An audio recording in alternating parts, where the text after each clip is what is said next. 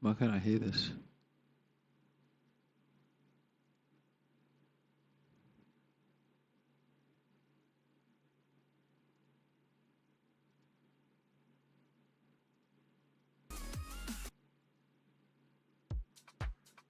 There we go.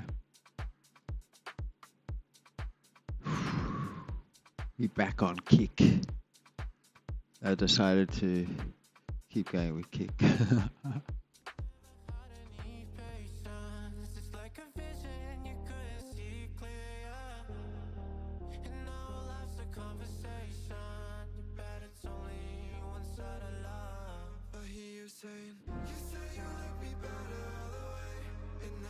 Let me get this thing going. Actually, it's been an hour.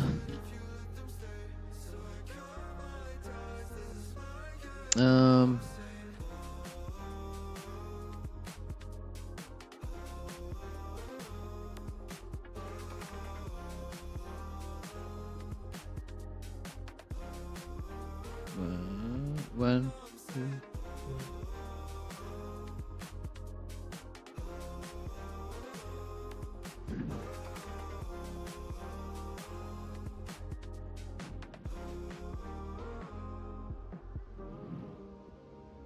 Which one was that one?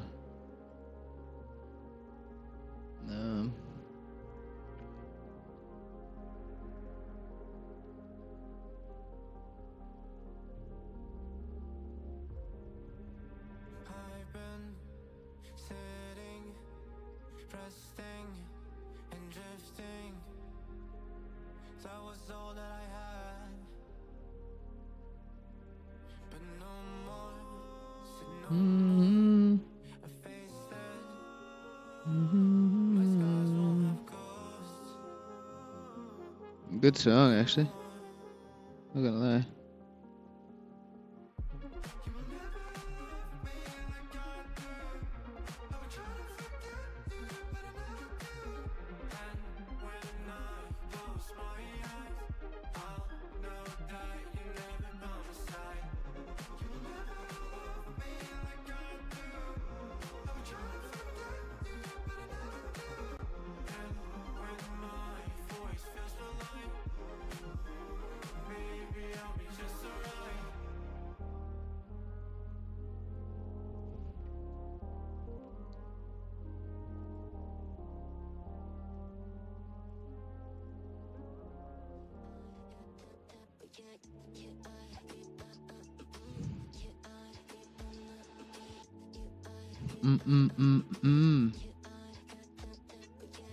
Sorry, just fixing some stuff.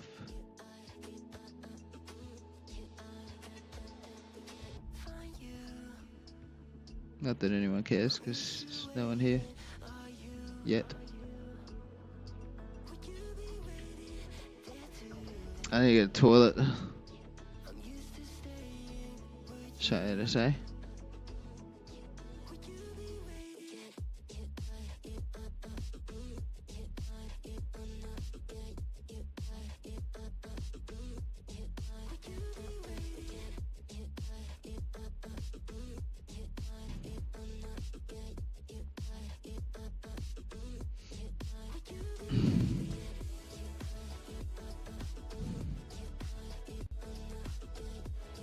I'll be back in the toilet.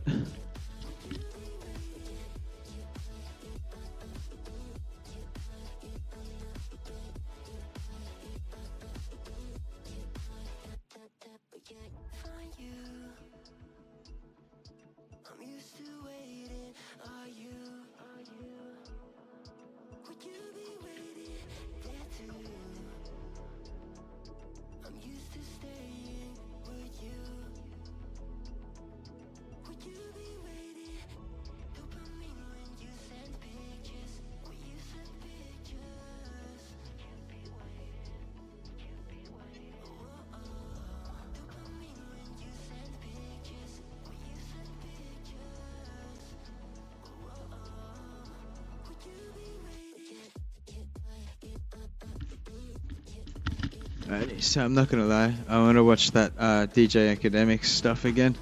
No, there's new stuff though. some new stuff that's just come out. I thought, why not?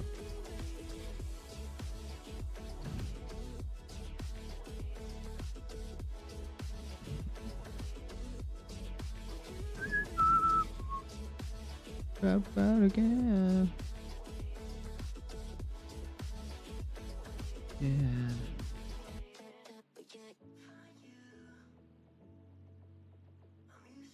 Oh yeah, true, I can do that. Let's get out of this.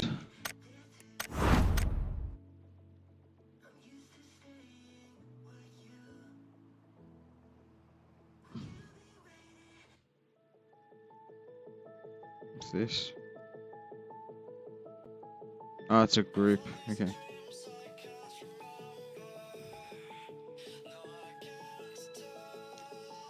DJ Academics bring us some new videos.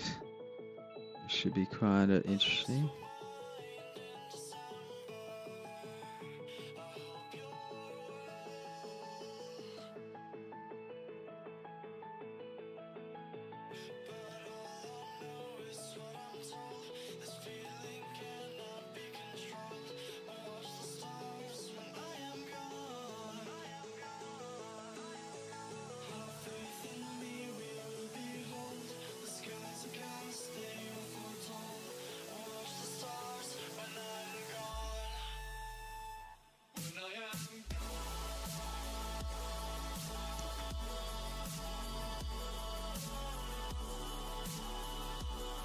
Alright, we're gonna watch these two.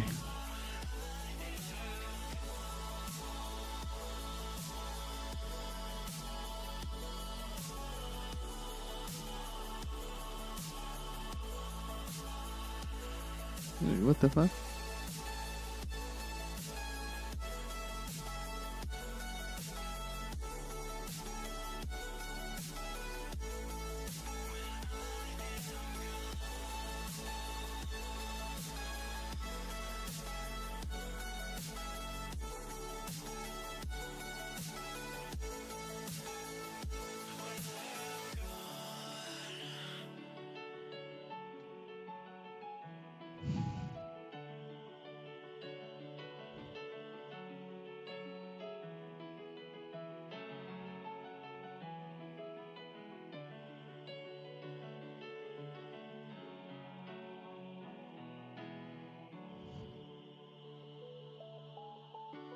After all that we've been through, I think it's fair from me to you.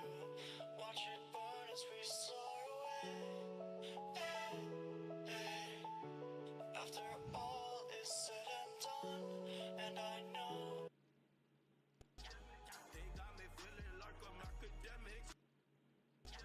They got me feeling like I'm academic. Can't run a second. Elliot! Yo, Ak, I sent you DJ Head's number. Hey, okay, nah, thank you and much appreciated. Hey, while I have you on here, can I just get your real quick thoughts? By the way, you know we're on stream. Can I get your real quick thoughts on everything going on, man?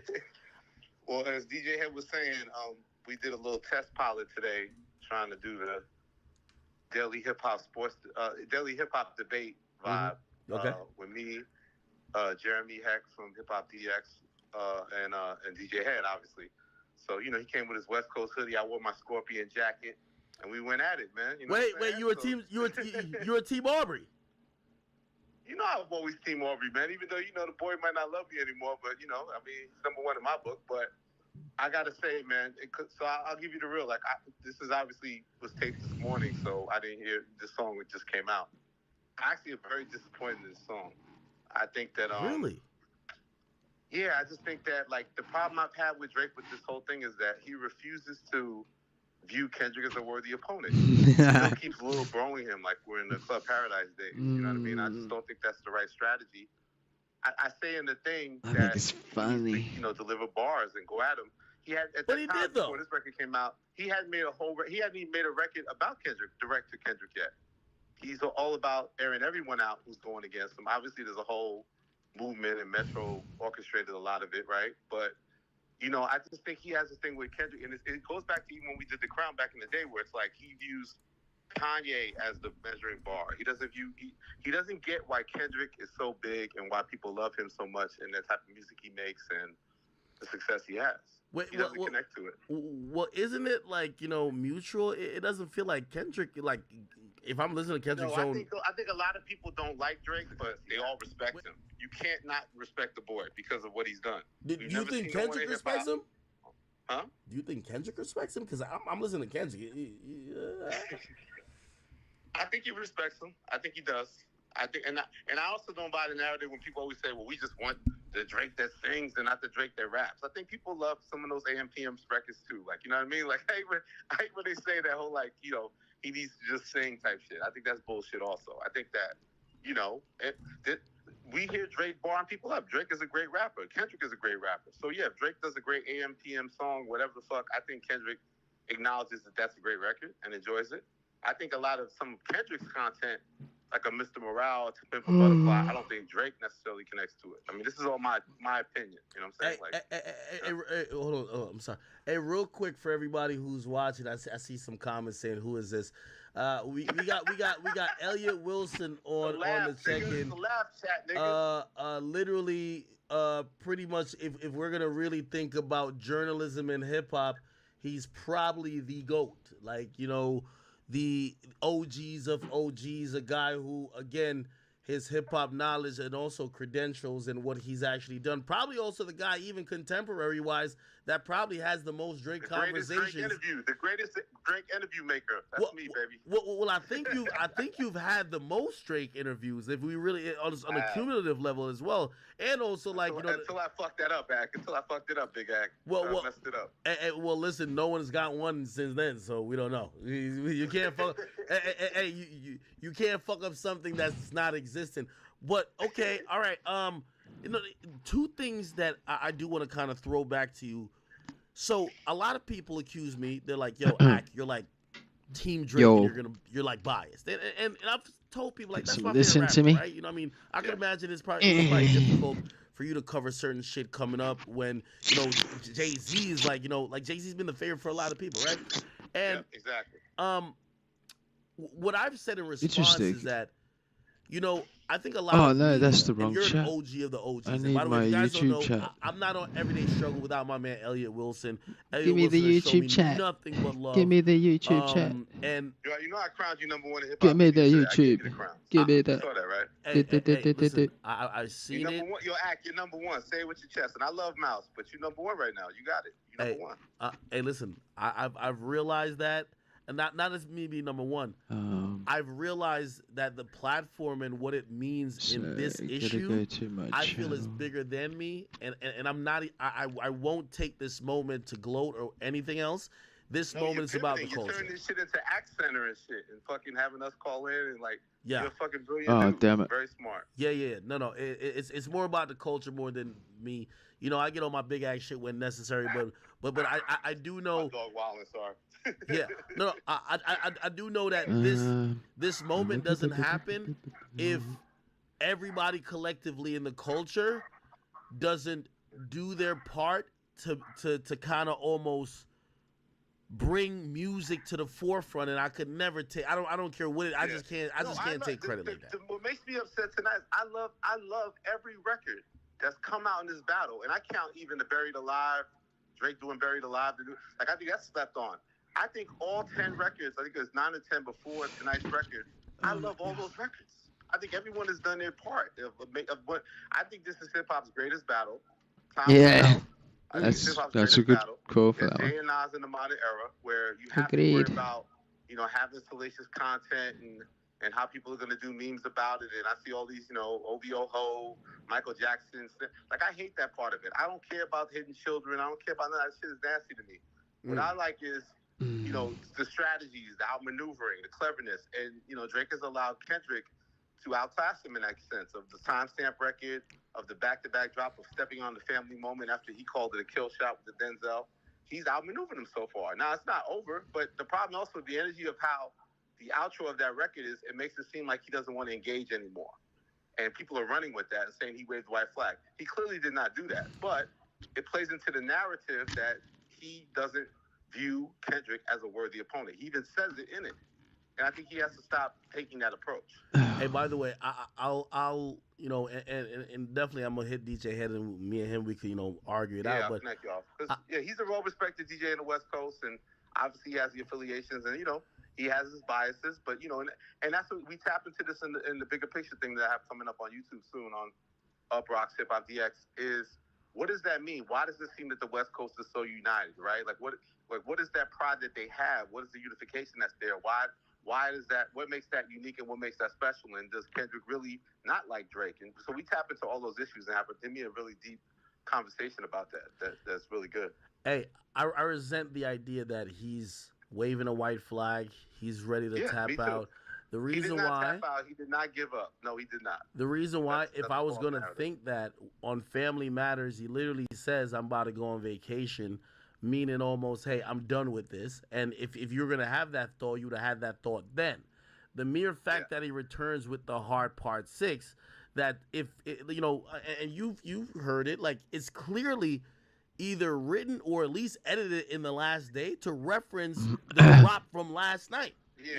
Yeah, So I think Joe Budden jumped on, revealed it in a sense. Like, I'm sure they had certain, ideas of what they wanted to do, and then you can go in and tweak a couple of bars, right, to make it more relevant. Like the skeleton of the track was already cooked up. There's no way, Meet the Grams was cooked up like immediately after that record came out. He had that. He had the information.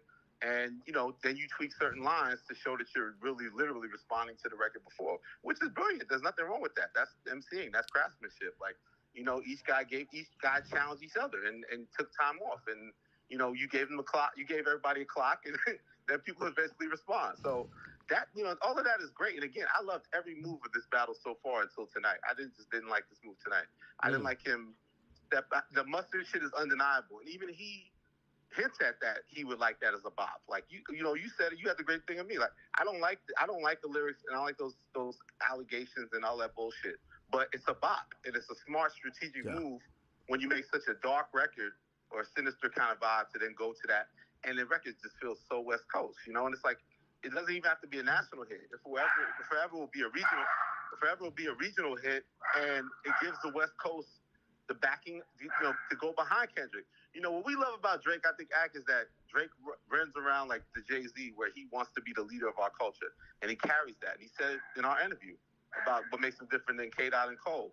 He wants to be the guy. He's proven to be the guy time and time again. He's battle tested. He's our guy. No one can deny that he to me is number one. But Kendrick, we're not used to seeing Kendrick active. We're not used to seeing Kendrick drop records like this. We're not used to seeing. He even said it there. He inspired Kendrick. Jay made the same mistake with Nas. He kicked Nas when Nas was down. He kicked Nas when Nas was coming off Nostradamus, which was like the fourth album that no one really connected to. He had issues with his mom. And Jay, was finally feeling his oats that I'm the king of New York. Biggie's gone. It's me. I'm the guy. And he picked on Nas, and it backfired because Nas ended up, Ether and resurrected his career and had a whole another run of his career. So you have to respect in a battle your opponent. You can't not think your opponent is worthy. Kendrick is a worthy opponent to Drake, and if he starts approaching it that way, I think our guy will come out on top. But right now, I do have Kendrick in a significant lead. Really? Yeah. Hey, I had him in the lead after last night. He might still be in the lead. I gotta really think. It's a draw for you, Big Act. It's right really now? Close. I'm gonna be honest with you. Also, like I like that he finally brought him up, but you don't feel that bite that we love the boy. There's not that like sharpness in the. Listen to those verses. He's not getting to it yet. Okay. All right. So you feel me? Okay. So let me ask you this question then, right? Get to it. Let me ask you this question, right? I feel like I can tell you're a real Drake fan, right? Because I know what bark and that sharpness you're talking about, but if I'm to believe it's cleverly written what he just put out, but it doesn't have that Drake bite. Yeah, it like people are expecting "Do Not Disturb" Omerta. We're thinking about Little Pepper Free. Like we're really thinking that, and I don't know if Drake could write that in a day. He could write it when, you said? I don't think he could write it in a day. And I'm thinking there was a lot of bars penned late night last night and early today to get it recorded to drop today. And he's probably if we want one of those from him, we probably gonna have to. Kendrick sat 17 days before he dropped anything. I think Drake is trying to now capitalize on. All right, nigga, I'll take your strategy, because that's really my strategy. As soon as you drop, I'll drop. But you won't get that legendary, 6 p.m. in New York, 4 a.m. or 5 a.m. in Toronto, unless he really maybe at least hibernates for a few days. But I'm gonna be honest with you, that Not Like Us record, you couldn't let it last. You couldn't let it last for 2 weekends. No way. You can't. And by the way, here's my thing. This is my unsolicited advice. I think Drake should drop again because that record is starting to activate. You can't let it go unchallenged before another weekend because it will turn into something else. I agree with you because we know Kendrick is teasing things out. I don't know what's going to happen, but you clearly see it feels like he's unifying everybody. Everybody from TDE is no longer even with TDE, but they're activated as if he just signed to the label. From Top on Top to Absol to Schoolboy to J-Rock. So what if he pulls the Black Hippie thing, right? He does some great record. And it's not even a Drake diss, but it's just a great hip-hop record. It's a posse cut, and Kendrick brought Black Hippie back together. That's a win. Hey, you watch so many historic beefs and battles go down. You know what I mean?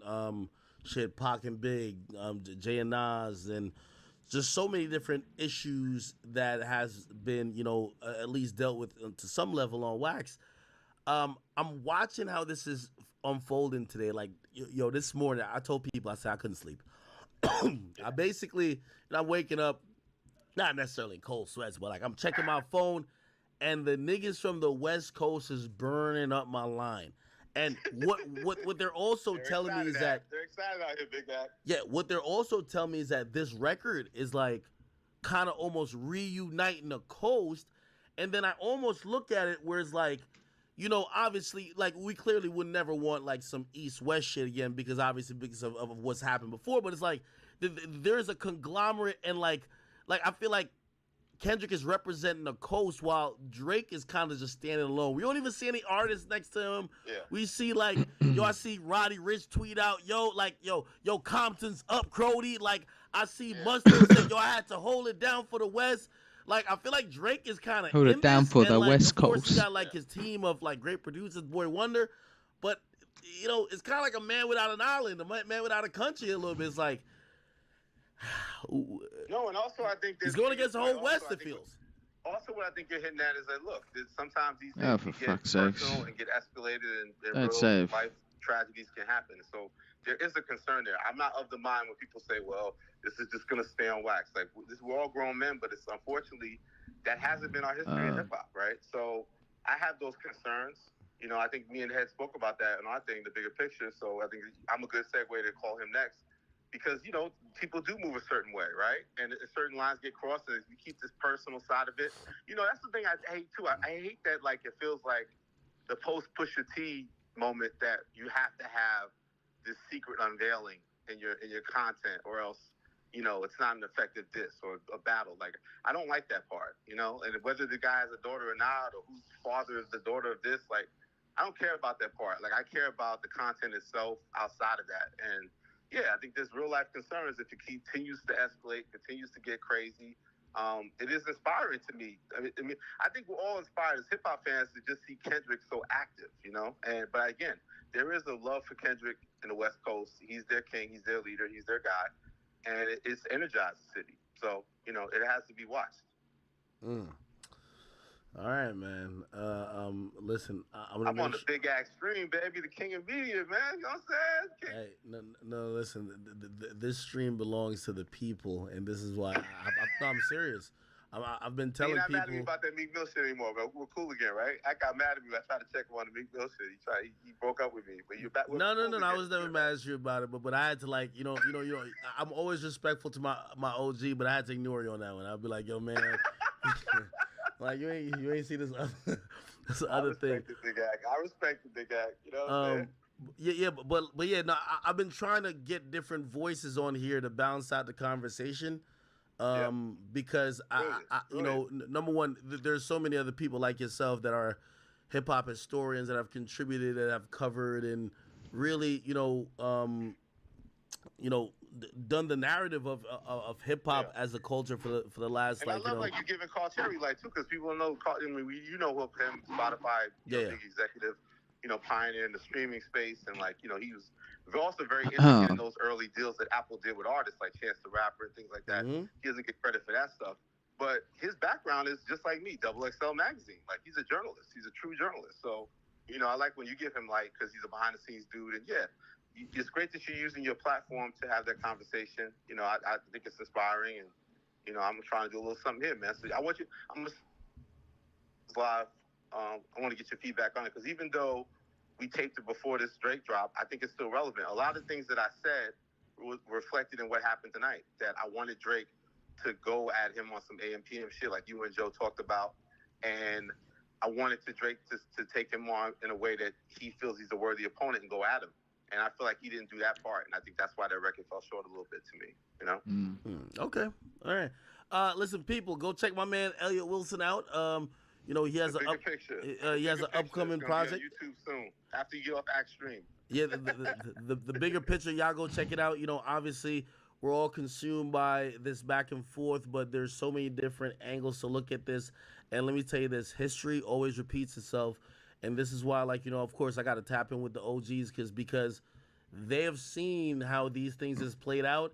What I keep telling everyone, because I used the Rush Hour clip yesterday, and I said, yo, after Kendrick dropped like 3 in a row, I'm like, why did nobody tell me this man rolls like this? And no, but he's never rolled like that. So to Drake's credit, he's lit that fire, like he said in the record. So, I think, again, that just shows that just, to me, like to sum it up, to me, that shows that Kendrick does respect Drake. But I don't think Drake respects Kendrick enough, which is why he's not on the good side, on the winning side yet of this beef. So we'll see how it goes. Yeah. But he did not wave the white flag, y'all. Y'all got to stop. Hell nah. Hey, stuff. I think he had to. I think Drake was conflicted, if you ask me. I think he had to do this because Kendrick with Euphoria dropped 30 different narratives. Hey, you don't write your records. You got lipo. You are not a good dad. Blah blah blah. But one of the areas that stuck was this whole thing about this. Hey, you're a creep who might be a pedophile, and I think Drake, to really get back to the core content of what he had to address it, right? And even with the sample he used, Aretha Franklin, Prove It. You know what I mean? Yeah. Basically saying, yo, number one, everyone's like overlooking what I did to you. With I wasted a whole song by you because you rapped a bunch of lies that I literally set up. And I'm wondering if Drake is also looking at this and saying, year, mate. If Kendrick had set me up to rap a bunch of lies about him, people would have gave him so much credit. While with me, they're not giving me the same amount of credit. Yeah. Well, I don't think it's over, man. So if everybody's acting like it's over, I don't necessarily think it's over. I think we'll get more records, and this is going to go down as the big one, man. I think this is setting the stage. I think it's going to be clearly, at the end of the day, hip hop's greatest battle. Hey, and I want before I go, because I know you got to do your thing. What do you think that this connects to the younger generation, or do they just feel like that's not important? This idea of like I'm the best rapper, I'm #1 artist, and like I always felt like even when we were hyping Lil Baby and he had his moment, it wasn't like Lil Baby was like I want to be viewed as #1 in the game. I felt like guys are about success, right? Future's successful. They've leveled up. The career goes up, but this idea that Drake, Kendrick, and Cole kind of, to me, have of this big three and who's #1 and I'm #1, like, does that transcend to the next generation? Is this like our last great battle, No, listen, I think personally, right, and this is why it's important for you to, be a part of hip-hop and for you to cover the culture or study the culture. You need to know its past because everything is cyclical. I think in the last 3 to 4 years, we went through it's about street rap and a lot of like, we're just getting it, right? I think this is a pendulum switch where everybody, I'm telling you, from young to old, they are in tune into this conversation. You got Big Elon, baby, X, you know what I'm saying? The tweets is watching. Exactly. And I think what this is going to do is it's going to, at least for the next few years, give focus back on what rappers are saying and the art of what the rappers are doing in terms of lyricism. And if you've asked anybody, I think I've had this conversation. Shout out to my man Corday, who, you know, he had called me like maybe a few weeks ago, and he was like, he was excited because he said he felt like people were starting to care about what people said again. And I think bars and all that, yes, Maybe I gotta fade I after think this video. This is going to I'll help let this catapult replay that while way, I'm out. right? That's gonna happen for another couple years, and yes, it's always gonna go back to all right. Now let's get to some young nigga shit of some swag raps and like colored hair or whatever the case is. Then it'll get to some street shit. Then it'll always come back to the lyrics because this is always the most exciting part of music. Point blank. Period. We're not here, we're not here talking about violence, court cases.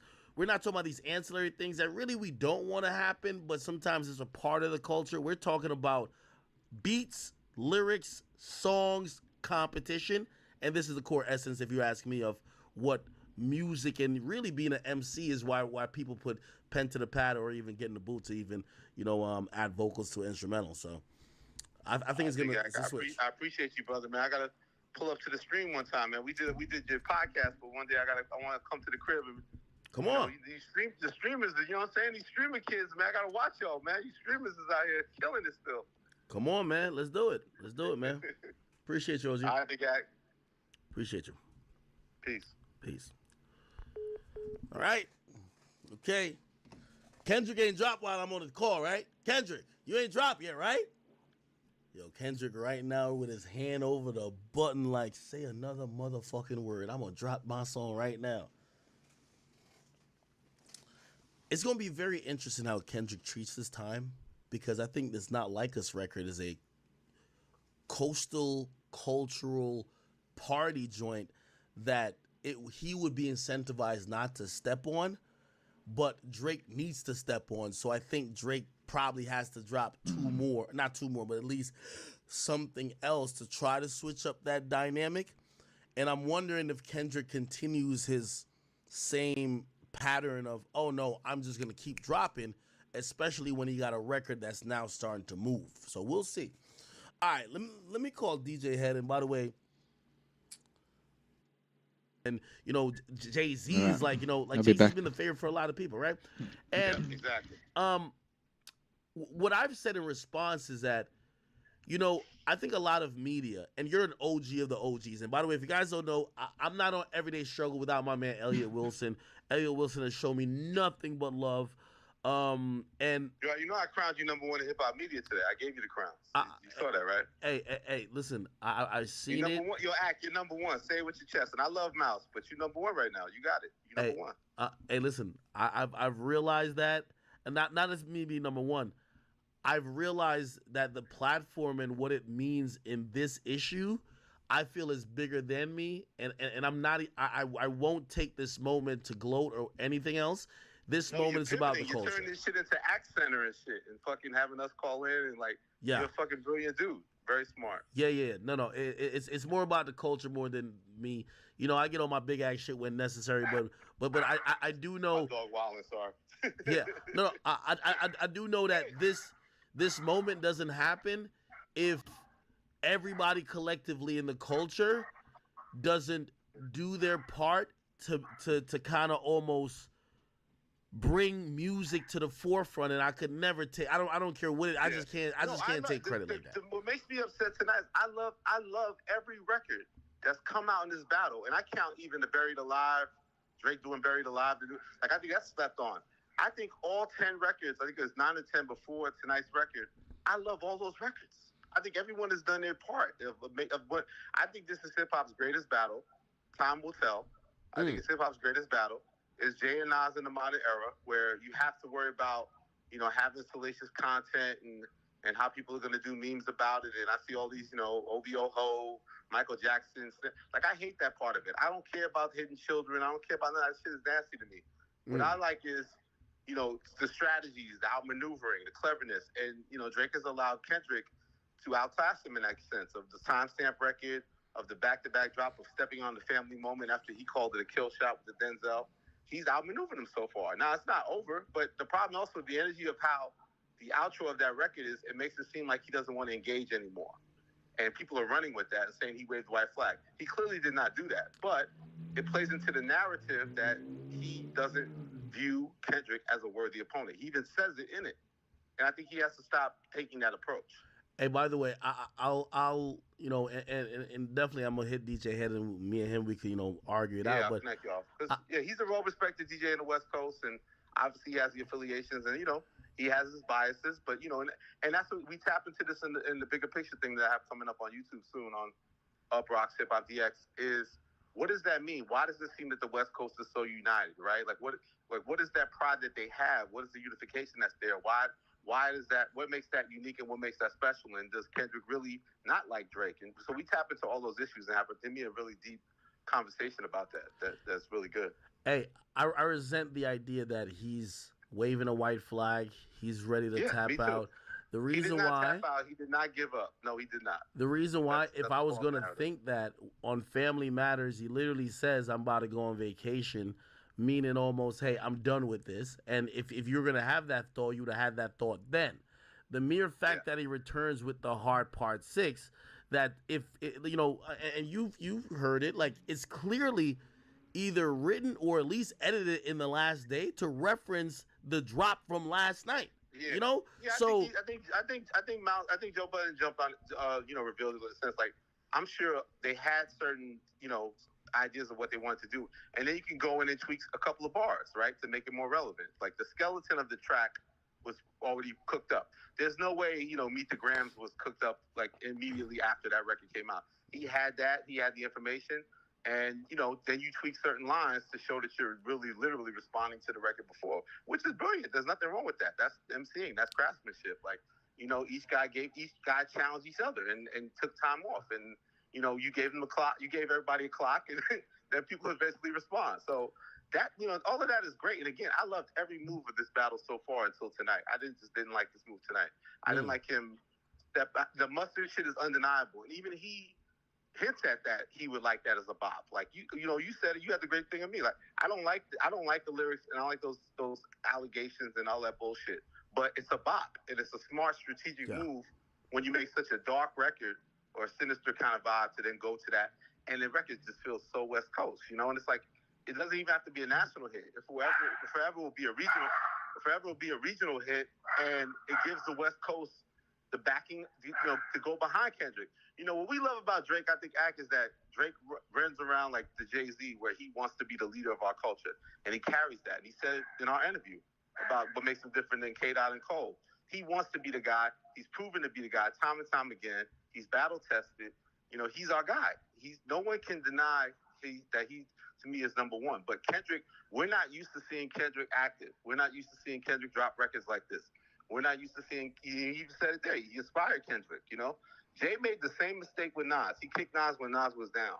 He kicked Nas when Nas was coming off Nostradamus, which was like the fourth album that no one really connected to.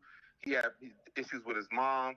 And Jay, you know, was finally feeling his oats that I'm the king of New York. Biggie's gone, it's me. I'm the guy. And he picked on Nas, and it backfired because Nas ended up, you know, Ether and resurrected his career and had a whole nother run of his career. So you have to respect in a battle your opponent. You can't not think your opponent is worthy. Kendrick is a worthy opponent to Drake, and if he starts approaching it that way, you know, I think our guy will come out on top. But right now, I do have Kendrick in a significant lead. Really? Yeah. Hey, I had him in the lead after last night. He might still be in the lead. I gotta really think. It's a draw for you, Big Act. It's right really close. I'm gonna be honest with you. Also, like I like that he finally brought him up, but you don't feel that bite that you know we love the boy. There's not that like sharpness in the. Listen to those verses. He's not getting to it yet. Okay. All right. So all right. So you feel me? Okay. So let me ask you this question then, right? Get to it. Let me ask you this question, right? You know, I feel like I can tell you're a real Drake fan, right? Because I know what bark and that sharpness you're talking about, but you know, if I'm to believe it's cleverly written what he just put out, but it doesn't have that Drake bite. Yeah, of the it bars. like people are expecting "Do Not Disturb" Omerta. We're thinking about Lemon Pepper Yes, Free. Like we're really yes. thinking that, and I don't know if Drake could write that in a day. He could write it when, you said? I don't think he could write it in a day. And I'm thinking there was a lot of bars penned late night last night and early today to get it recorded to drop today. And he's probably if we want one of those from him, we probably gonna have to. Kendrick sat 17 days before he dropped anything. I think Drake is trying to now capitalize on, all right, nigga, I'll take your strategy, because that's really my strategy. As soon as you drop, I'll drop. But you won't get that legendary, 6 p.m. in New York, 4 a.m. or 5 a.m. in Toronto, unless he really maybe at least hibernates for a few days. But I'm gonna be honest with you, that Not Like Us record, you couldn't let it last. You couldn't let it last 2 weekends. No way. You can't. And by the way, here's my thing. This is my unsolicited advice. I think Drake should drop again because that record is starting to activate. You can't let it go unchallenged before another weekend because it will turn into something else. I agree with you because we know Kendrick is teasing things out. I don't know what's going to happen, but you clearly see it feels like he's unifying everybody. Everybody from TDE, he's no longer even with TDE. But they're activated as if he just signed to the label, from Top on Top to Ab-Soul to Schoolboy to J-Rock. So what if he pulls the Black Hippie thing, right? He does some great record. And it's not even a Drake diss, but it's just a great hip-hop record. It's a posse cut, and Kendrick brought Black Hippie back together. That's a win. Hey, you watch so many historic beefs and battles go down, you know what I mean? Pac and Big, Jay and Nas, and just so many different issues that has been, at least dealt with to some level on Wax. I'm watching how this is unfolding today. This morning, I told people, I said I couldn't sleep. I'm waking up, not necessarily in cold sweats, but I'm checking my phone, and the niggas from the West Coast is burning up my line. And what they're also telling me is that they're excited out here, Big Mac. Yeah, what they're also telling me is that this record is kind of almost reuniting the coast.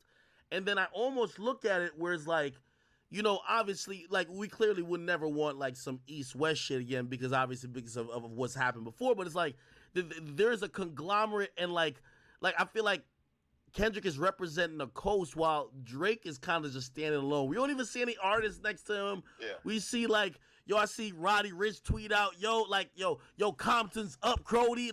I see Mustard said, yo, I had to hold it down for the West. I feel like Drake is kind of in this, and of course he got his team of great producers, Boy Wonder, but it's kind of like a man without an island, a man without a country a little bit. It's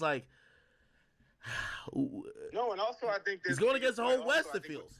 Also, what I think you're hitting at is look, sometimes these things can get personal and get escalated, and real life tragedies can happen. So there is a concern there. I'm not of the mind when people say, well, this is just going to stay on wax. We're all grown men, but it's unfortunately that hasn't been our history in hip hop, right? So I have those concerns. I think me and Head spoke about that in our thing, the bigger picture. So I think I'm a good segue to call him next. Because, people do move a certain way, right? And certain lines get crossed, and you keep this personal side of it.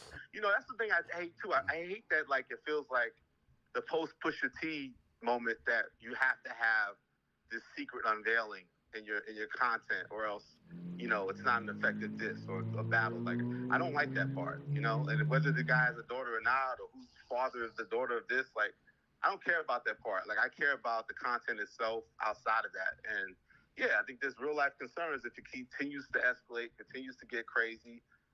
It is inspiring to me. I think we're all inspired as hip hop fans to just see Kendrick so active, But again, there is a love for Kendrick in the West Coast. He's their king, he's their leader, he's their guy, and it's energized the city. So it has to be watched. All right, man. Listen, I'm on the big axe stream, baby, the king of media, man. All right. Hey, No, listen. This stream belongs to the people, and this is why no, I'm serious. I've been He telling not mad at me people. about that Meek Mill shit anymore, but we're cool again, right? I got mad at me. I tried to check him on the Meek Mill shit.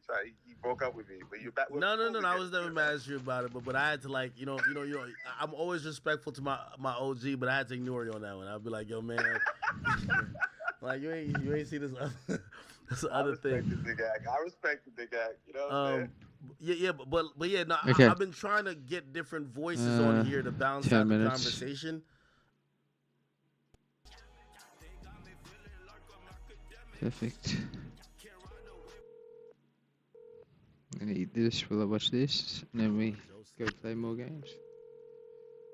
Biddy-dee-biddy. Shorty. Actually, Joe probably in some strip club right now. Yo, Oh shit! I thought you was in like a strip club or something right now. Yo, Joe. yo. Yeah, I'm on the stream, and I gotta get some quick thoughts on you. Just a minute or two, man. What's the vibes? I'm over it. You're over it. I'm over it. How are you over it? Shit. Shit's exhausting. I'm done. I'm in bed. What do you think about the drop from last night to tonight? It feels like this is more about speed. What do you feel like is going on right now?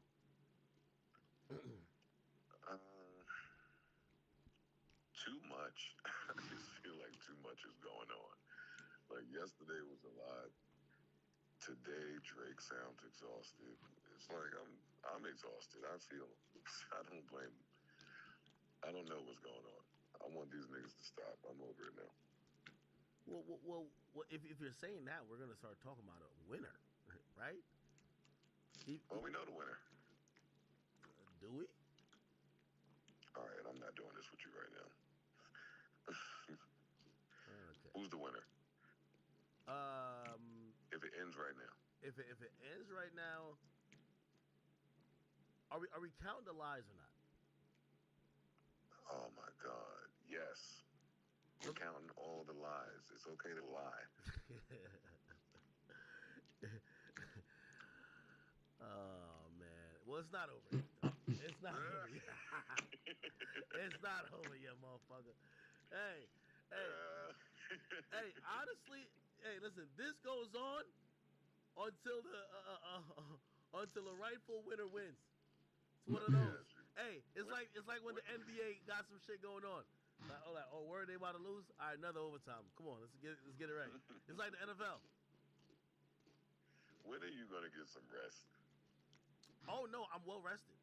Like, I mean, actually, I've been losing my voice consistently for like last 5 days. But yo, you know what?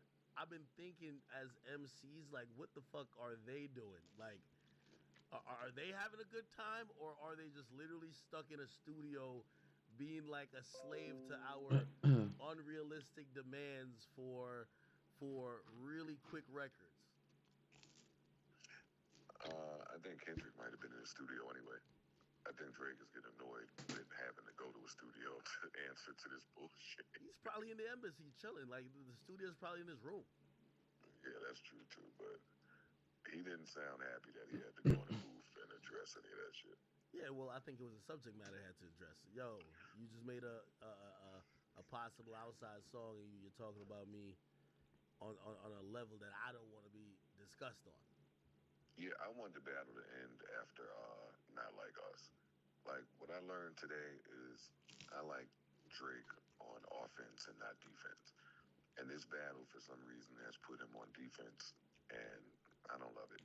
I don't think Drake ends this on defense. I think Drake had to do a defensive move to go on offense. So I actually think he's about to get back on offense. Yeah, but some of that shit he said tonight, in terms of the T, it was just reminiscent of some of the shit he said in Family Matters. It was like, if there's no more T and there's nothing really more to be said about the nigga, then it's like I told you last night.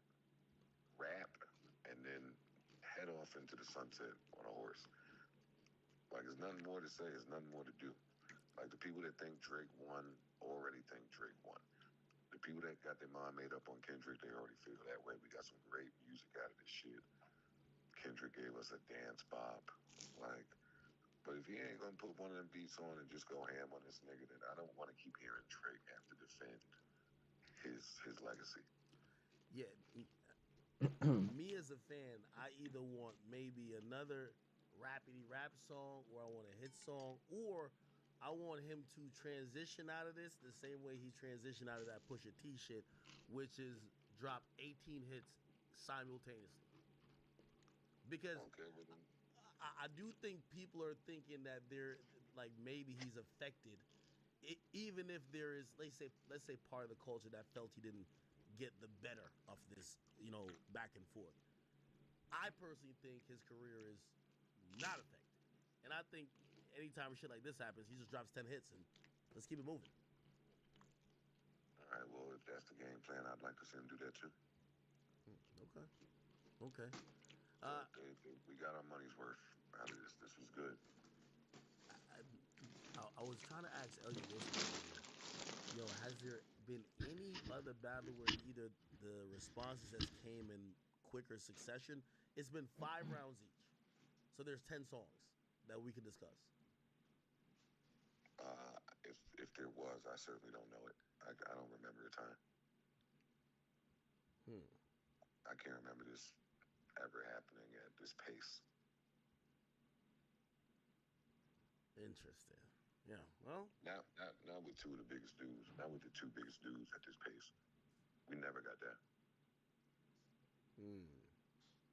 Yeah. Well, I mean, listen, I enjoyed it. I honestly hope it continues, but maybe not continues at this breakneck speed. I think we both were on the same page. We're like, yo, I think Drake has afforded himself the idea or opportunity to drop in 3 weeks or a month at this point. Yo, like this breakneck speed shit is like, we still haven't even appreciated the genius from the Family Matters joint. I know.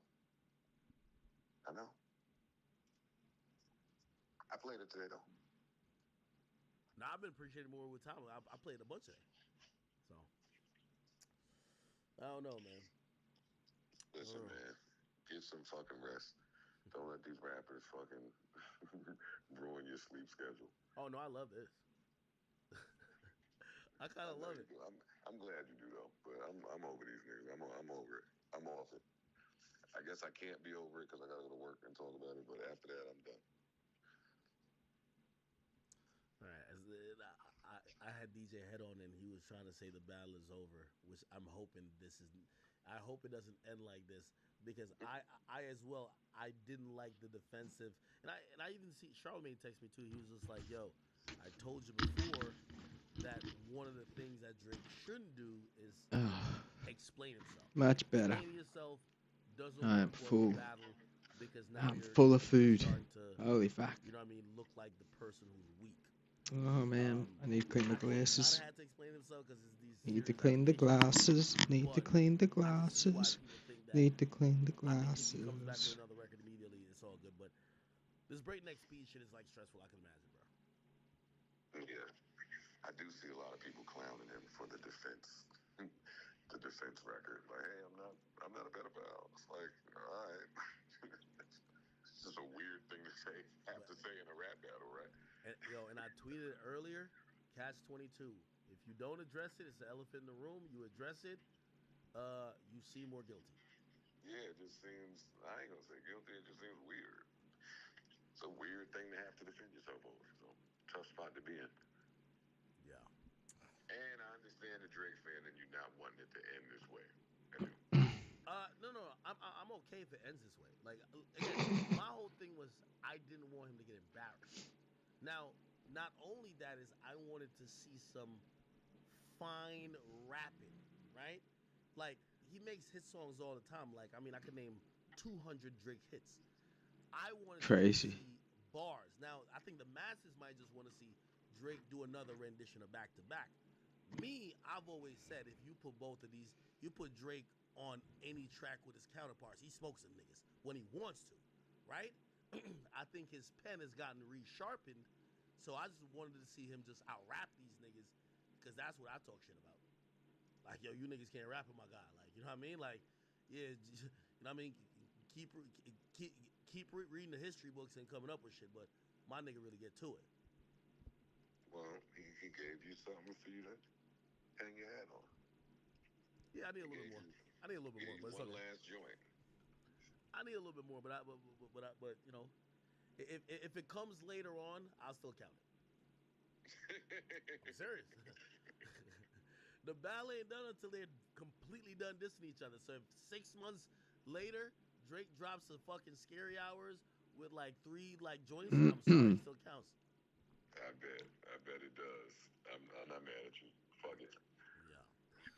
All right, Joe, man. I know you probably got a long day tomorrow, man. I'm gonna let you get to it, man. My man, how much longer you gonna be on stream, man? Go to bed. Who, me? I probably got like 2 more hours. Oh my God. Well, Fuck that. I gotta do some like in-depth alert breakdown. All right, I'll catch it in the morning. All right, my man. So yeah, the drama continues with that shit. Damn, everybody's tapped out. I think it's Hip-hop, tapped out. nigga. We ain't get tired. Definitely tapped Yo, out. sound tired as shit, man. That nigga sound like he laid up. Okay. Let me see what's going on with Charlene. Maybe play some, do some gaming now. I don't know. See if I can find anything that's interesting. Ooh. All right, yeah, Joe's out of here. Okay, cool.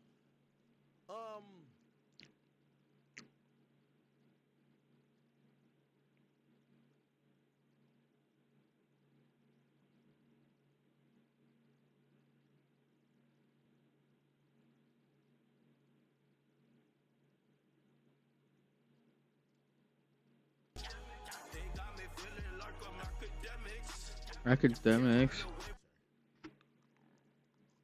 I gotta call Cherry. Cause this shit legit sound like a club banger. I'm being honest with you. I gotta call my man Carl. This legit sound like a club banger, bro. Ooh. This shit's crazy. Yum yum yum yum yum yum yum yum yum yum. That's gonna wake me the freak up. Sure. Holy shit. Matter of fact, let me call some of my West Coast. You know what? I ain't gonna duck no smoke. I'll call my West Coast niggas. West Coast. I'll call my West Coast niggas. How's the sound on this? I'll call them. How is the sound call 'em. going? It's too low. Nah, I'll call them. Hey, Ak, I'm live right now on Apollo, man. Hey, I don't know if you got Discord or nothing, but it don't even matter, bruh. Bro. I said I gotta face the music. I gotta let my West Coast niggas get their shit off, because I ain't gonna lie, this nigga Kendrick, he definitely just dropped a joint and this shit is bumping. This shit, Come on, Ak. it should feel like a Hey, it feel like a club hit. Hey, and I respect you. I got so much respect for you, bro, for even calling me and telling me that. Cause you know we sit there and we talk about this shit. Nah, this shit got some bop to it, man. I don't know why Mustard fucked him up like that. Like, it got some bop to it. I'm gonna be honest with you. I hate it got bop to it because of what he's talking about. But it got some bop to it. Yo, hey, I've been asking everybody the same question. I just want to ask you this question, AD. I played this Rush Hour clip earlier where my man Chris Tucker, he talking to Jackie Chan when they try to get Ricky Tan, and a bunch of niggas stood up and he said, "Yo, bro, why didn't you tell me this nigga rolls like this?" Hey, you live right now? I'm live. Oh man. Hey man, hey. All right, listen, bro. That motherfucker's a banger, ain't it? Oh man, that's just it's my favorite Kendrick drop. Damn. It's my favorite. It's bumping so much. Yo, I seen there's a couple West Coast niggas sent me videos. They crip walking, they do their thing. Yo, they moving, they getting active. This sound like some shit gonna be in the club. I said I can't duck the smoke. Let me call my West Coast niggas. I'm gonna give y'all one day. Y'all can talk y'all shit to me today. It's all good. I'll take it. It's fine. Hey, the homie got a question for you. Go ahead. What up? What's the story right now? Man, I you know, did. we got to recalculate. There's a lot going on. There's a lot going on. Hey, just know, the clubs is about to be on fire. It's up. Hey, and I invite you to come. You know what I'm saying, to one of these motherfuckers and come see this shit because we about to make a movie out here. yo, You're about I'm to make already it. sick, but I know. Listen. I know tonight, like tomorrow morning, I'm about to get mad videos of clubs going. Yo, like, why didn't y'all tell me this nigga rolls like this? Hey, Let me ask you something. go ahead, man. How long do Drake got to respond? Man, I'm gonna be honest with you. Like, yo, he got hit with like 3 joints. Man, I'm hoping he takes some time to respond, man, because this nigga Kendrick, I really think that the bombing ain't stopped yet. And to be honest, I thought Kendrick couldn't keep up with Drake's pace. I think Kendrick got about 10 more in the clip. Bruh, What? I'm hoping he 15 more. responds. I don't even got an answer for you. I'm gonna be honest with you. I don't got an answer for you. And I'm Three's gonna just enough. be honest. I just don't got an answer for you. Like in the Three last is 24 enough. hours, like Kendrick has fucked up my thought process on what this battle is right now. I'm gonna be honest. I'll be honest. And by the way, before all this, so before 24 hours ago, I had Drake. I had the slight edge going into this.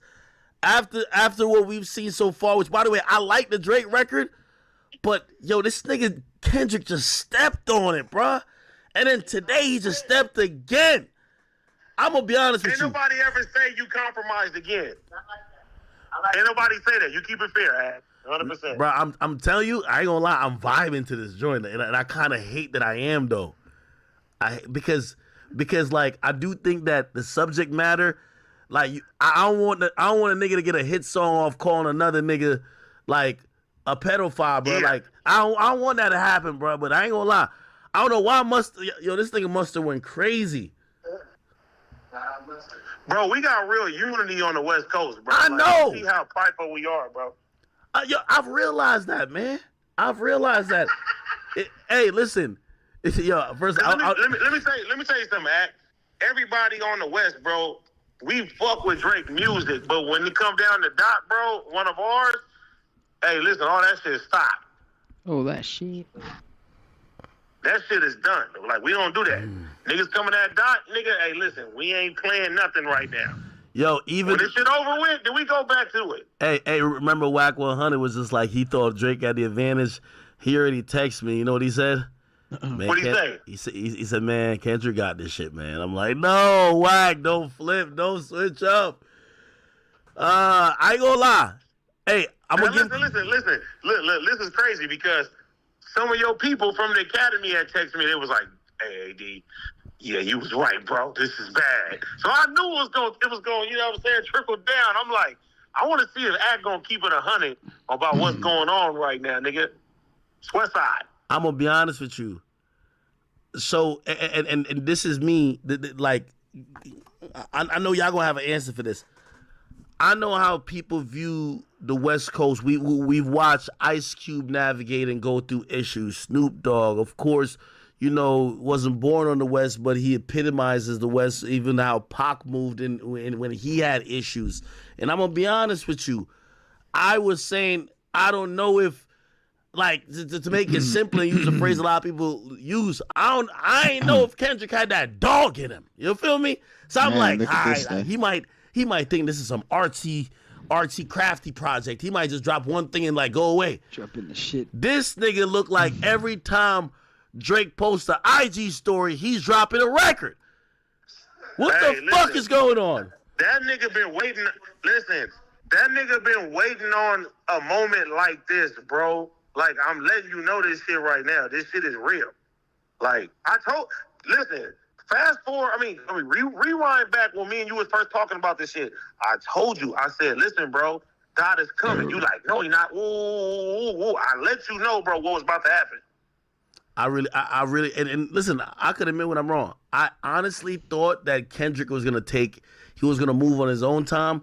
What I realized is that Kendrick is just, by the way, The frick Drake is is hip this? hop too. Let's not take anything away from both of these Facts. guys. You can't take nothing away from that man. Yo, Listen. Drake don't And dunk no take nothing fade. away from Definitely Drake. gotta Yeah, watch Drake that. don't dunk no fade, but also Kendrick, he's competitive, and he wasn't gonna let this go down where people be like, nah, he ain't responding in due time or whatever, so we're giving it to Drake. If anything, he flipped the script. It's like he can't respond like slow enough at this point. You know what I mean? Oh boy. He just switched his tone though, man. It's not serious. Ask him, Mac. Ask him, Mac. He's talking about Whack 100. Do you think the pedophilia angle is going to stay in Drake's career? I'm gonna be honest with you. So first and foremost, I don't think Drake is a pedophile. I do think that because this is a popular angle, I don't think it will stay in his career, but it's probably like from here on out, I think Drake is going to be a little bit more cognizant of the moves because Kendrick is making this a mainstream narrative. Like this was some narratives that people used to pick up on some deep thinking blogs. Now this is a thing that now niggas is thinking, wait, is he on some like some R. Kelly shit? And I do think he's gonna have to move different, honestly, right? Unless he's just oblivious. But I guess that's the stain. The stain isn't like, nobody wants to do a deal with him or book him or whatever the case is. I think the stain is that, that's gonna be at the top of people's minds if they see you, co-sign a 18-year-old artist or, who knows? There might be a 17-year-old girl that got a poppin' song that you jump on the remix, and it should just be music, but now niggas is thinking, oh, nah, he's trying to do some other shit. So I think that's going to be the case, unfortunately. Let me ask you one more question. One more question. Go ahead, Mac. What's your thoughts on it when you see all this shit coming to light? Like when you seeing it? Like how Dot's rolling it out? Like, what's my thought when I'm seeing it? Jesus. The Drake shit, like all the underage shit that's coming to light. Honestly, That's pretty I really don't think that he's that. But I'm going to be honest with you. I think this is a part of, you see, every artist, when you've ran the game to a certain point, you either fall back or you go get a family. And I think Drake is still operating at 37 like he's 25. And what happens is what they usually, put, this now it's kind of creepy. They'll put the creepy label on you. And then afterwards, they'll just start looking at it like, Like, obviously, they're going to use certain clips. Like, I ain't gonna lie, there's a clip with him with a 17-year-old from, like, mad long ago. Yeah, that's not no cool-ass clip. I'm not going to, say and defend that. But, we kind of all see the girls that Drake kind of go for. Like, it's not like he's trying to fuck 15-year-olds or underage chicks. Like, we've seen him actually try to fuck other niggas' bitches, right? So he's not going for kids, but again, a narrative could be so powerful. Y'all tell me this: if you in the hood or you from the neighborhood or whatever, and a nigga is, say somebody start putting that on your jacket, how you deal with that? Because that's where I think he's at. You got to smoke a nigga after that. If it ain't true. If it ain't true, you got to stand on business. But it look crazy. I ain't gonna say he's a pedophile. Just having that allegation is crazy. But you say it look like grooming allegedly. Hey, I'm gonna be honest with you though. I think that this is one of the reasons, and I'm not trying to give Drake no excuses.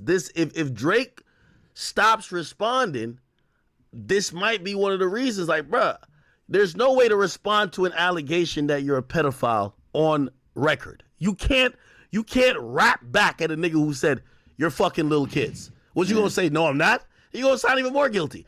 So, at that point, you gotta stop rapping and go do some other shit. You gotta, all right, nigga, it's up then. All right, bet that's what you want. Like, nigga, it's if their angle is saying you like little kids, how do you rap back and say you don't? Get it. I don't know. Stick a fork in him then. Yeah. We're gonna say, hey, Westside get the job done, man. Hey, listen, I'm giving y'all a chance. I'm gonna give y'all 3 days. On Tuesday, Tuesday, hey, when you go live, I'm gonna join this shit with you. Yeah, we'll reevaluate what's going on, but I'm gonna tell y'all, and I'm giving everybody from the West that I know and I got a relationship with. This is y'all day to pop some shit. Y'all can get it off. This is some West Coast shit. Yeah, I ain't gonna lie. I don't even know how to do all them little West Coast dances, but I feel like my body starts kind of moving like that when I hear this song. I'm gonna give y'all it for the weekend. It's all good. It's all good. It ain't tripping. It ain't tripping. All right, bro. It's love. All right, my nigga. You send love to everybody else who's on the pod, all right? My guy. I'm ready. Oh boy, chat. I'll tell you one thing about me though. I am the person that I'll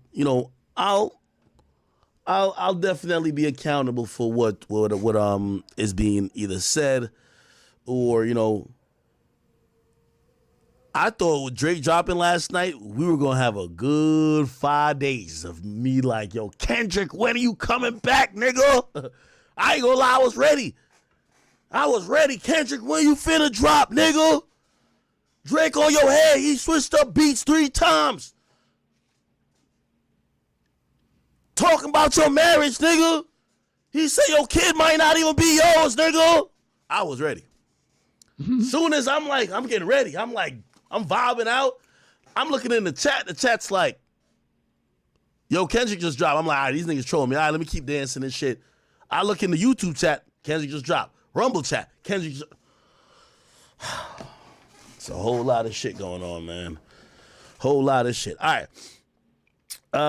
Let me see.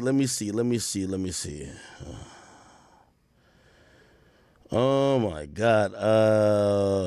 Whoops. Rick Ross is tagging me. Yo, why is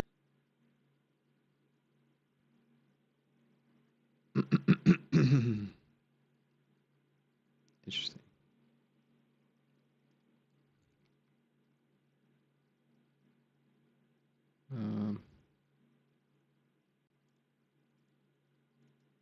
These are some of the craziest IG and Facebook live moments of all time. Starting with a dude from Alabama named Chris, who was driving around the city begging to be shot at since he wanted to see what hood stands on the most business. Because you can hear Chris riding through the first hood, and he lets the live know that they just hit him up. Oh, this car coming in hot. Oh, they window laying down. He just shot me out. Look, my window bush. Got holes in my car. Enzy just shot me out, y'all. After getting shot at by some dudes from the first hood, Chris then lets everyone on the live know that dudes from Inslee actually stand on business. He then calls out the next hood and says it's their turn. Show them they're about it too, or better than Inslee. I don't bleed. I think I'm bleed. He just shot me out. So, he ain't talking about something. They talking about something over here. They see what they're talking about. He ain't just with me. I ain't gonna call police on y'all, bro. Y'all chill. Y'all straight. Y'all ain't got rap fast. Just chill. Everybody chill. I'm getting out of there. Everybody chill. He just shot me out. Oh, bro, I had a Glock with a 30 in it too, Jim. Chris keeps letting everyone know that Inslee and Birmingham's actually about it since they hit him. But now he wants Bessemer to take him out, see if they're actually about that life. He's about that out. Birmingham about that y'all. Damn, who about it? Who ready? Kishan, you ready?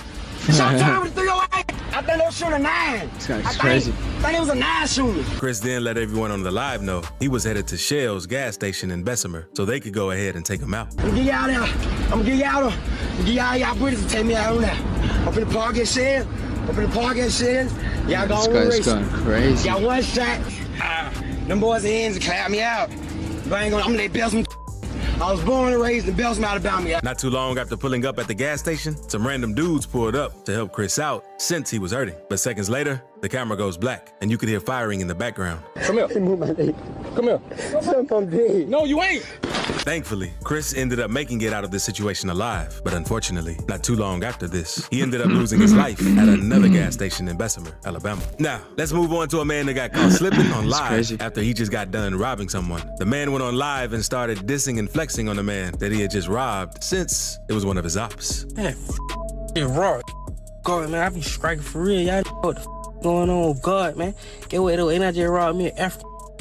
My Muslim brother. Seconds later, someone who must have been watching his live and knew his location pulled up and robbed the robber and took everything from him, including the car he was in. Straight like that. And I got me a key for every week, big. Get away though. Any 54 so me. Wow. Bro, give me that chain. Got it. Flexing it. You got it, bro. You flexing it. But this next man didn't have any problems with his ops on live. Instead, it was the cops. In May 2020, a 21-year-old named Sean Reed was driving down I-65 in Indianapolis when an unmarked cop car saw Reed driving recklessly and almost hit another vehicle. So he began following him and even requested backup inside the vehicle. Sean was on live while driving, and when backup arrived, they ended up getting into a high-speed chase for about 10 minutes.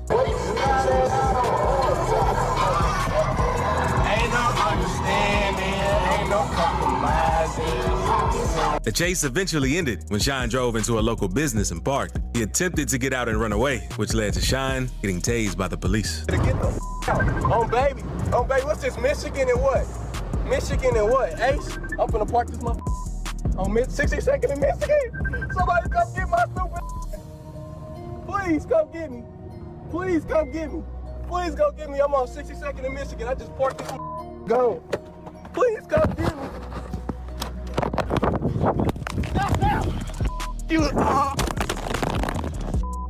Not long after getting tased, shots can be heard going off in the background from the police. The live stream continued after he was hit, with more than 6,000 people still watching. The video also captures police comments after Sean had been hit, because one officer can be heard saying, "It's gonna be a closed casket, homie."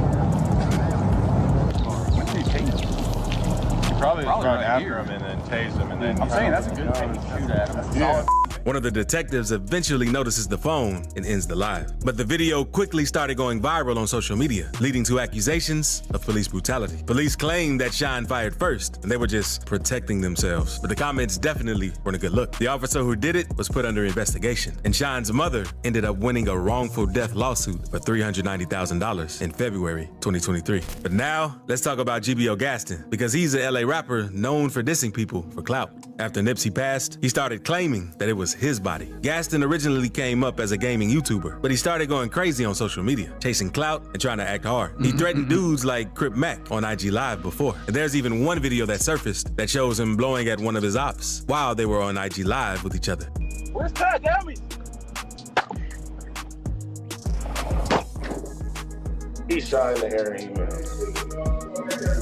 The dude wasn't fazed by what GBO Gaston did, since he knew Gaston wasn't really about that action. This clip went insanely viral, since no one had ever seen anything like that before on live. But the video only gets crazier, because Gaston isn't the only rapper who got famous from crazy incidents that happened on live. Because Honeycomb Brazy has had multiple incidents on live that could have costed his life. Because in November 2020, Alabama rapper Honeycomb Brazy went to buy a Kobe Bryant jersey from someone in Montgomery, Alabama. And Brazy was chilling in a parked car outside a barbershop with some of his partners, showing off the jersey to everyone on his live. But suddenly, things went left. Then shots started going off. I had to buy another one, man. We need a big man. Whoever the big man, stop for real and the post for real, come get it, man. Yeah, you gotta be shit like Kobe. You catching that rebound for real, come get it. Got it? Yeah. Come get it, bitch, out of rebound. Mama. Dead way. The screen goes black while more rounds are fired in the background. Thankfully, everyone made it out of this situation safe. Brazy later released the surveillance footage from outside the barbershop to show another angle of when we're down. A gray SUV can be seen driving by them before Brazy's friends start ducking down behind the car. And a few days after the incident, Brazy went back on live to explain what happened. Say bye.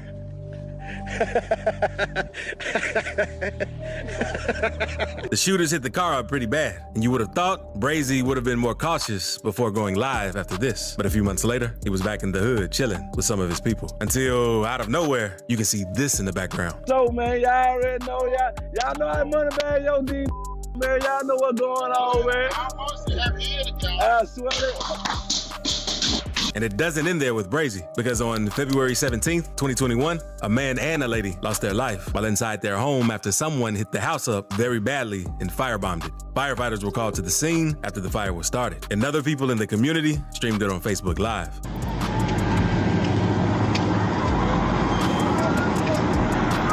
Oh my God, Lord have mercy.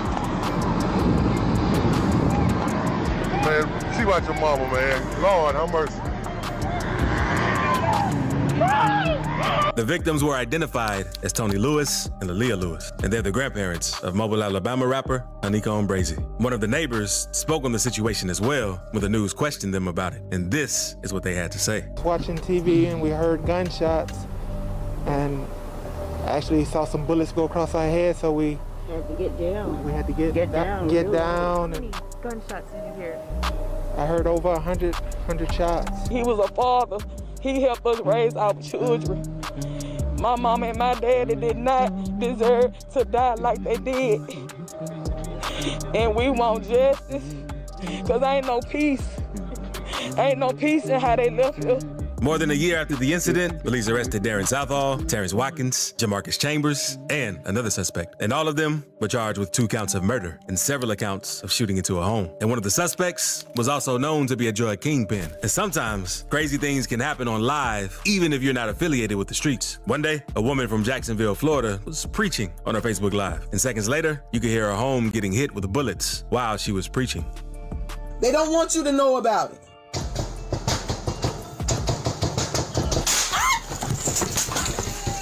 Holy cow. Thankfully, no one was harmed in this situation. And that isn't the only time something crazy happened to someone on live who had nothing to do with street politics. Because 38-year-old Warsaw Enagar was on live one day disagreeing with some things the Ethiopian government had done since he's from Ethiopia. But while live, some dudes ran up on both sides of the car, demanding him to get out of the car. Get out the car. Get out the car. Get out the car. Get out the car. Get out the car. Damn, I'm not playing with you. I swear to God, I'm not playing. Seconds after he got out of the car, one of the carjackers got behind the wheel and drove off while the live was still rolling, till he eventually noticed the camera and hit the phone out of the way. Right. Hit this left. Right. Oh, you this is right. Not too long after this incident, Warsaw spoke about the incident to news reports. I'm so scared because they have a gun.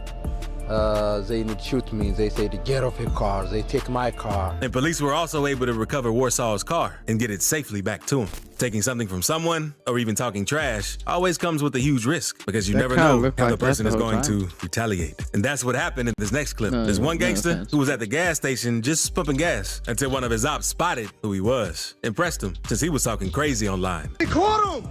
Oh, that ain't who I think it is. That ain't who I think it is.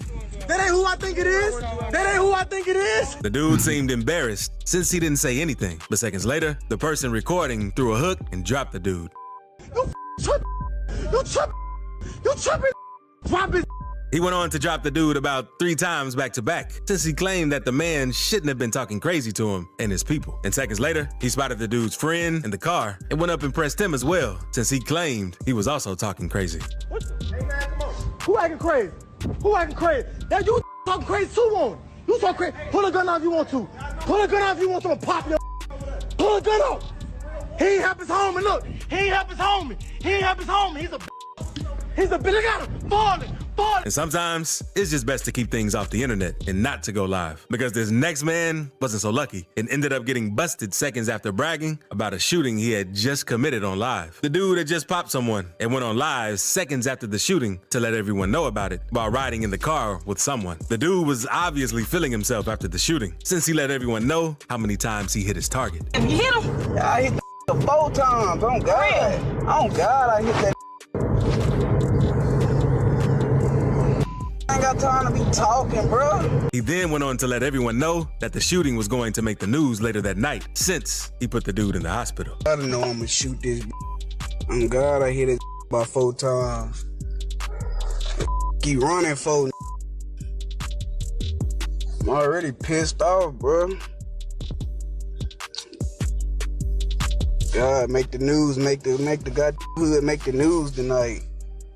Wanna play. Put his in the hospital. And seconds later, after all the bragging on live, police pulled up on the dude and this happened. I don't mind. And they turn around, I'm out on foot. They turn around, nigga. Get out my face. I'm my mama. Get out! Get out! Go.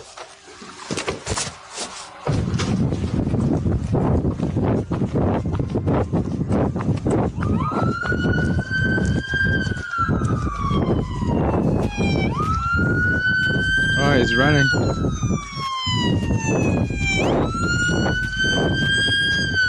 Dude, he's fucked. Hey. I ain't did. What I do?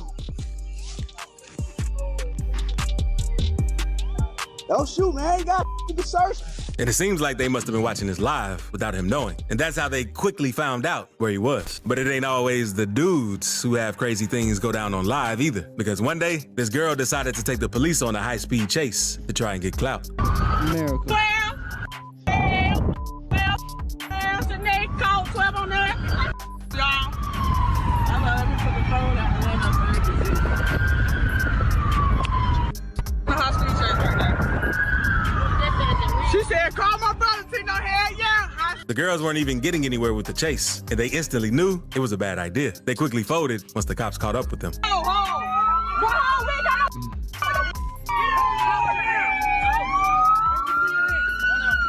Y'all look now. And that ain't the only time something crazy happened to some girls while on live, because a group of girls were on Facebook Live arguing with some of their ops. I hate people beat the top of fight. What the they gonna do?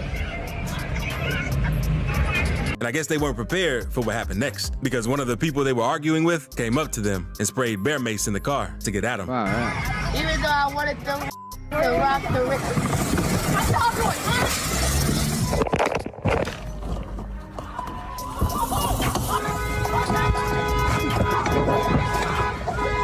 It seems best not even using live if you know you have ops, since it almost automatically gives them your location if they're familiar with the area. Because Chicago rapper Spider D went viral for a situation he had while on IG Live. Back in May 2020, he was outside talking about some new music he planned to drop. But out of nowhere, he changed the topic and started talking about his ops. Seconds later, you could hear a car pull up and someone hit at him with a button. On BD, they know, hey, you know what they say about with the hoodie on in the summertime on BD. He ain't out here trying to play. BD in. Right up. According to internet rumors, Spider D had dissed someone named G-Ski from a GD set, because there's even videos of the two beefing with each other on Instagram Live. Break it down to beef and what beef. Folks in them don't know you. Folks in them don't know you. Folks in them don't know. Thankfully, Spider wasn't harmed in the situation, but Chicago is a wild city with one of the highest murder rates in the country. And things have got so bad that back in 2017, a 20-year-old pregnant woman was driving around the west side of Chicago. Her boyfriend was in the passenger seat while the nephew was in the back seat. The woman was on Facebook Live listening to music while driving around the city when suddenly a fire erupted. The woman can be heard yelling while at least 12 shots can be heard off camera. The woman eventually gets out of the car and runs to get help from a nearby house. She can be heard telling witnesses to call 911. Thankfully, the woman survived. But unfortunately, her boyfriend and the nephew passed away. The man was identified as Lazarick Collins and was believed to be the target of the shooting. The woman told police that another car blocked her way as she was driving down an alley. And that's when a dude got out of the car and started firing. So, it sounds like an attack that was linked to gang violence. And that isn't the only time something crazy has happened on a live in Chicago. On March 31st, 2016, a man named Brian Fields was hit while standing outside a gas station in Chicago. At the time of the incident, he was looking down at the cell phone or recording himself on Facebook Live. Just before the shooting, he could be heard telling the camera, "They said they heard I was up here, so they had to open the store back up for the kids. And I need somewhere to duck and hide for cover." Heard I was up here, so they had to open the store back up for the kids. I need somewhere to duck and hide for cover. Minutes later, shots can be heard, and the suspect is briefly shown on camera. Brian was hit multiple times, including at least once in the face. Brian was rushed to the hospital in critical condition, and thankfully, he pulled through. The shooter wasn't arrested, but police believe that it was gang-related. But not long after pulling through, Brian's enemies came back and took his life a few months later, because Brian lost his life while sitting in a white two-door vehicle in the 1900 block of West Garfield Boulevard. Now, let's move on to a dude from Alabama named Huncho De Niro, who was on live arguing with some of his ops one day since they fell out with each other.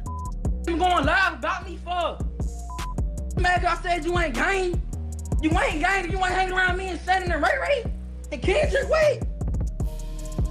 Oh, mom. I want to do that plan. I'm a dump. Oh. Huncho eventually sees his ops ride by, so he drops the phone and they get into a quick standoff. On Facebook, I ain't beefing with no. On Facebook, I ain't beefing with no. I ain't beefing with the North Side because of no more. I ain't beefing with Love because of these. I ain't beefing. He then tells them to drive by again since he was ready for whatever. It seems like the dude he was beefing with must have been watching his live, because literally, like 3 seconds later, they hit the block again. More shots can be heard before he runs into the house and ends the live. On the right, spin back through. I ain't playing with none of y'all. Wait. They hit record. On the shoot. Man, shoot while they drive down the street while they record. But Huncho isn't the only one who went crazy on live when seeing his ops, because this next dude did the same. Because one day, Freshie and his friends were chilling on the block, dancing and listening to some music while on IG Live, until one of the men noticed someone unusual pass by them. Once they noticed who it was, Freshie and his boys instantly started trying to chase the dude down. No. That's Quay. Yo, we on it. What about what? What about what? What about what? You okay? What is it? What about what? No Quay. No one. Ah! You know we was on your boy. Quay. We had caught you, boy. Quay. Fucking tag. And we ain't got no. Quay. The dude named Quay that they were chasing was too quick and ended up getting away since he was riding a dirt bike. But not long after this incident, Freshie and some of his homies ended up catching the dude named Quay once again, but this time while he was at work. What? I don't want no beef. What? I don't want no beef.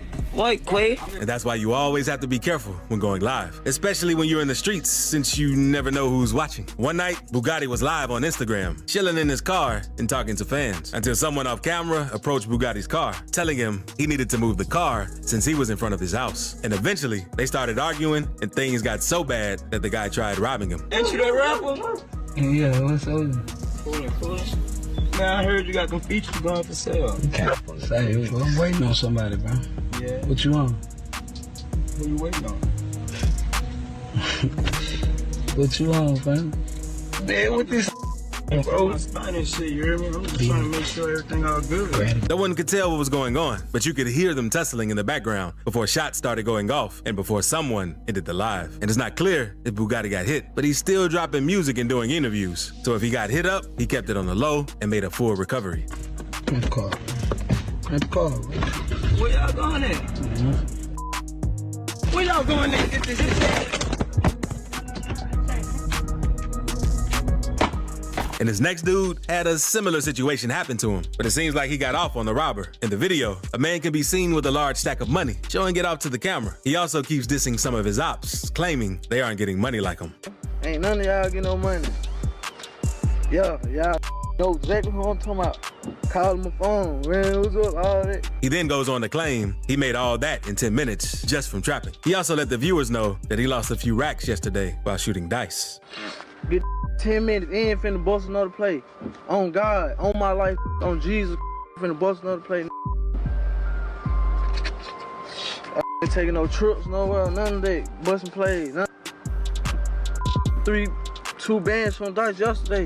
The dude keeps talking trash to the camera for a few minutes while flexing the money. Then, out of nowhere, things went left because this happened. Yes, bro. You got it. You got it. The camera then goes black for a minute and shots can be heard going off in the background. Seems like the dude recording is the one firing. The camera then comes back into focus and the man can be heard yelling, "What the? How you delete this?" How the you delete this, bro? How the you get out this? Man. Seems like the dude got as far away from the scene as possible. But unfortunately, the man in the next clip never left the scene and things ended bad. Because a father of 4 goes live on Facebook begging for help during a construction fire. The man lets everyone on live know his location and says that he can't get out. Yo, I'm at South Park right now at work. The building on fire and I can't get out. It's getting harder and harder for them to see us. We're gonna have to stand out here and see.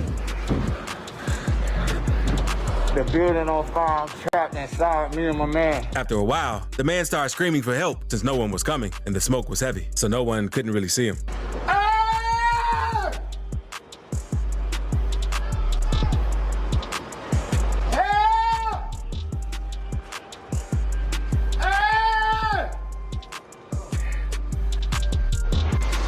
Yo, this building is on fire. I'm at work. Somebody send help. Unfortunately, the man passed away in the fire, and his mother was watching his final moments play out since she was watching his Facebook Live. Just from the live and the way the room filled up with smoke, I didn't see it being any hope. A loving father, caring person, and he just wanted to be with his children. In this next clip, a 19-year-old man from Memphis named Zeke Huncho. On September 7th, 2022, Zeke randomly started driving around Memphis, firing at random people while streaming it on Facebook Live. I don't wait on camera. I pull up and do this. I don't do it. What them say? No faking. No faking. Hear me? This no faking. Oh my mama, Kate, how you think I'm playing? Kate, I'm for sure. This real. I'm killing. Zeke was riding around the city, crashing out, and doing this to almost any random person he had seen while on live. Zeke ended up hitting 4 people, and all of them passed away. Another 3 were hit, but survived, and an 8th victim was carjacked and thankfully uninjured. Memphis police ended up putting out an alert warning everyone in the city about Zeke that said, be on the lookout for a male black occupying a blue or silver sedan, possibly an Infiniti or Nissan, who is responsible for multiple shootings. We are getting reports that he is recording his actions on Facebook. We do not have a specific location of where he is now. If you have any information of his whereabouts, call 911 immediately. Not long after the statement, police ended up catching Zeke after he crashed a Dodge Challenger that he carjacked from someone near Ivan in Hodges Road. They got him. Oh, girl, they got him. There you go, right there. There you go, girl. There you go. I got the best seat in the house, and you do too. I told you, America. They got him, girl. Oh, Lord, they got him. Thank God they got him, because all kind of destruction and things. Zeke is facing a long list of charges, including 3 counts of first-degree murder, reckless endangerment, and the commission of an act of terrorism. But Zeke isn't the only one from Memphis who has something crazy happen live. A young Memphis rapper named PSO Emmett was attending a funeral for his friend Jamarco Smith, another teen from Memphis who passed. On the way to the funeral, Emmett's cousin, PSO Dede, went live on IG, which showed them walking with a group down the road to the church where the funeral was being held. Towards the end of the live, Dede and the dudes started taunting their ops, telling them they ain't on nothing and never did anything to them. Never been on good, been on. I ain't never sent a slingshot our way. On God. On God. Talk. I bet you don't make it off. Not long after all the dissing, a group of shooters pulled up in a black Jeep and started letting off shots, hitting both Emmett and his cousin Dede before fleeing. Dede was rushed to the hospital, but Emmett was pronounced dead on the scene. And even though P.S. Emmett was known for showing guns in his music videos and rapping about the streets, his mother told the news that he was just a normal kid who worked at Wendy's, went to school, and worked on his music. Emmett's father also felt the same way. I'm trying not to break down on this camera because I want my Mr. Church. I want my son's killers brought to justice. A 22-year-old named David Lee was later arrested in connection with the shooting, and he is being charged with first-degree murder and attempted first-degree murder. Police also arrested Rico Lee, another person who had something to do with the shooting. And if you enjoyed the video, click this other video on the screen. Trust me, you'll enjoy it too.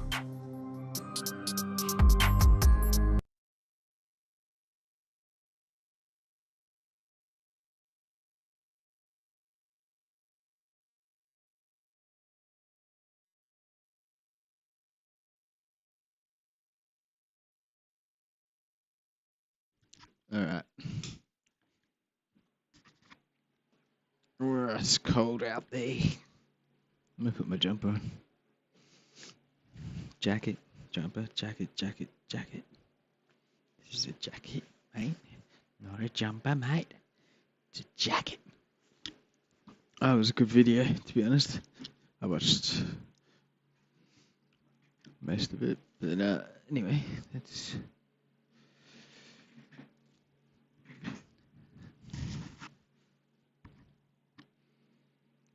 Okay, I'm gonna put some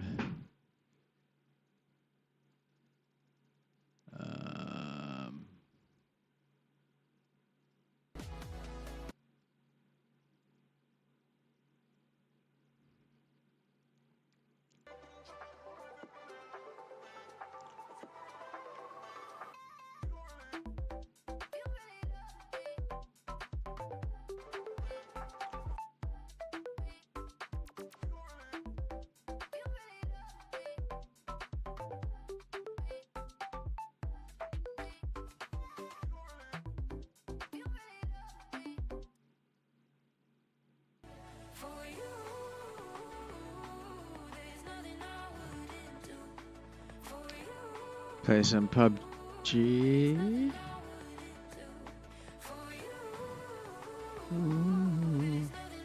What do I do? Just change the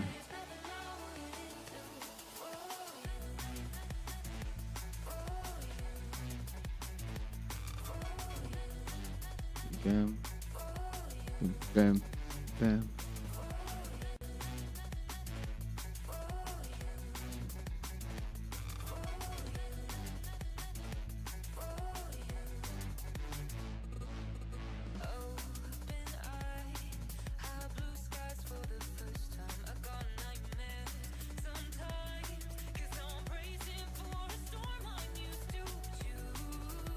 Okay. Don't forget to follow if you haven't yet. I am thinking about doing next month doing a stream every day for 1 month. How long are we into it now? 140. Time to play, I reckon. Finish that one. Okay. Wait, I didn't change the bloody category. You moron. You moron, Dan. There we go, it's gone down.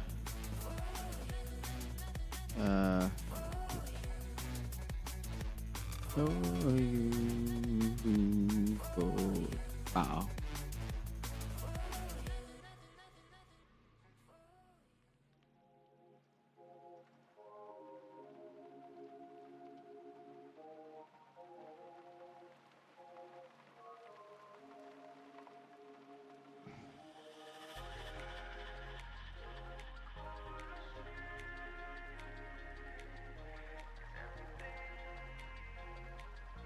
Get PUBG going.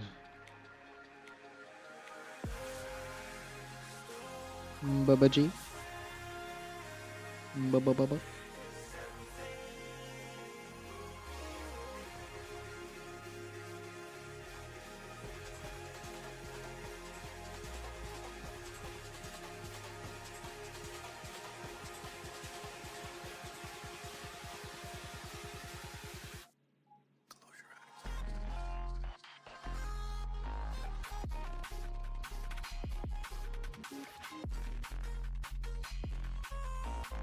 What's this? Everybody, first of all, I don't know why all the girls over there and all the guys.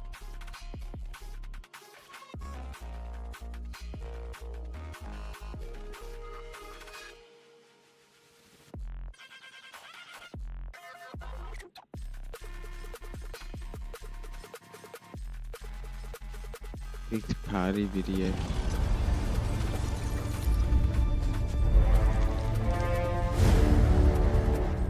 We'll definitely have to watch that.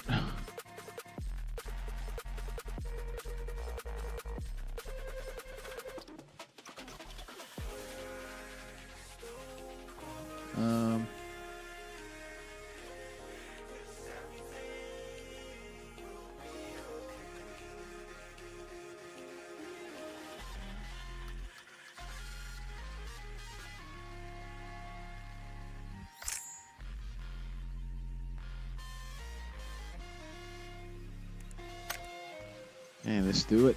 Let's get some chicken dinners. Barely played.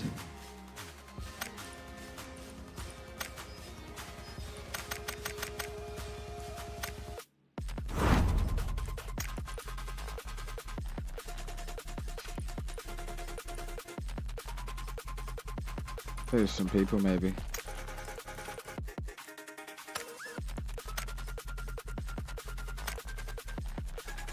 There we go. 39 seconds.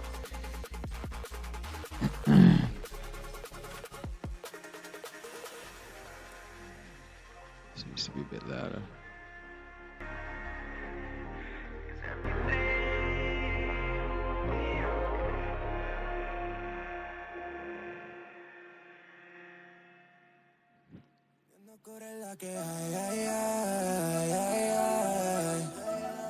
Que no anda a correr la que hay, fundiendo cobre la que hay, yeah. Que no anda a correr la que hay, wow, se despega la que hay. Oye, se te morani, una de honey, baby, no lo pares. That's my kind. Whoa, lo quieres pa' mirar el time. Por si algún día ya no hay. Whoa, ey, no bebes más o hay. Con Pau y Peter con limón no quieres tanquear. Yeah, que tío no hay mala desaprovecháis. Y aunque eso diera la ocasión así la aprovecháis. Le llega heavy, hoy no va a portarme bien. Tocca pelle y me vacila te tien. Ahora es pussy retrega constantemente. Chilmogen glass, casi carats. Mi nombre por tu ciudad. I like this music. El vecino atrás. Let's hop and crash. Y si preguntan la que hay. I like it a lot, I like it a lot, I like it a I like it a lot, I like it a lot, look at it. I like it a lot, like it a lot, look at it.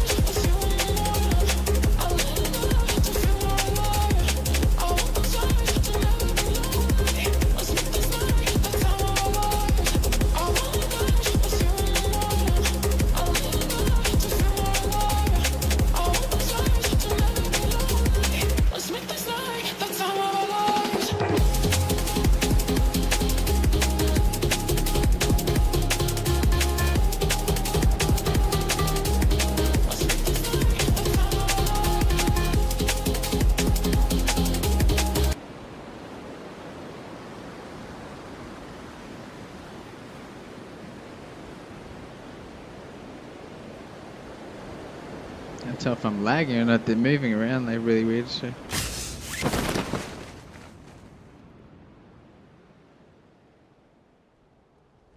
We got a team.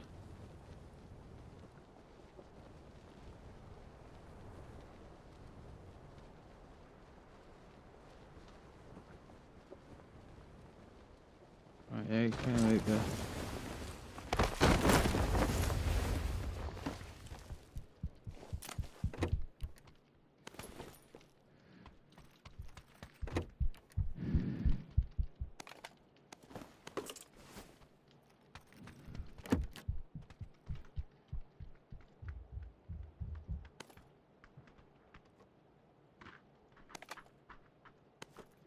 Wow, that's kind of weird. That's off the bison.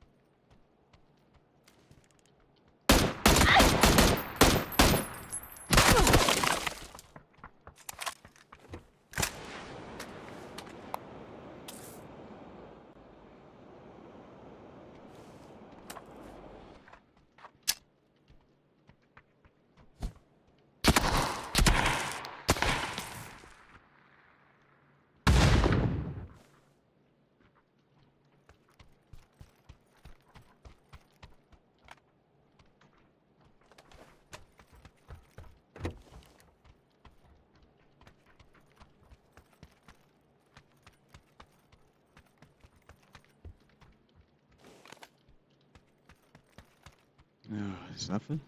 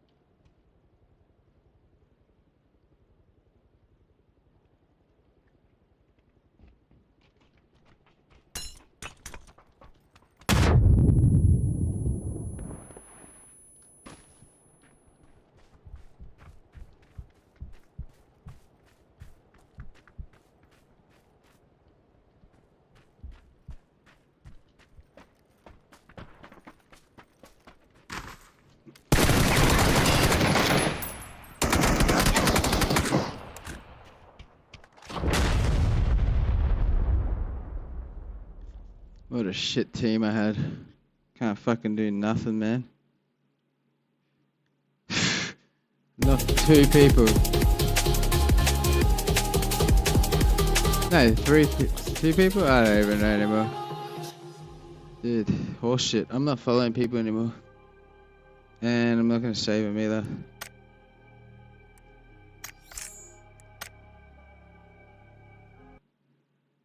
Just fucking uninstall the game.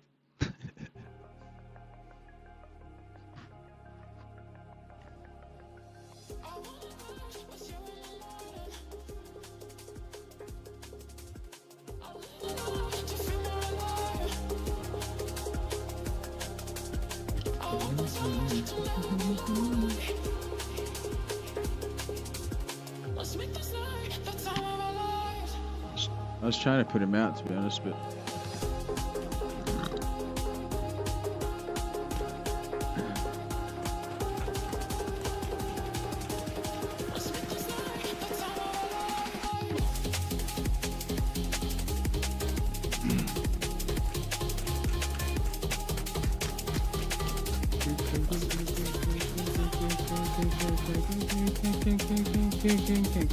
Hello. Hello. Well.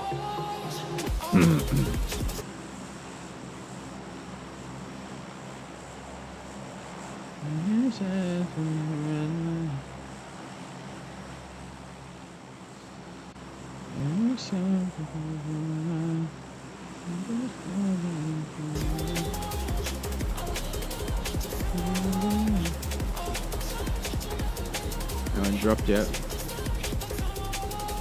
Interesting.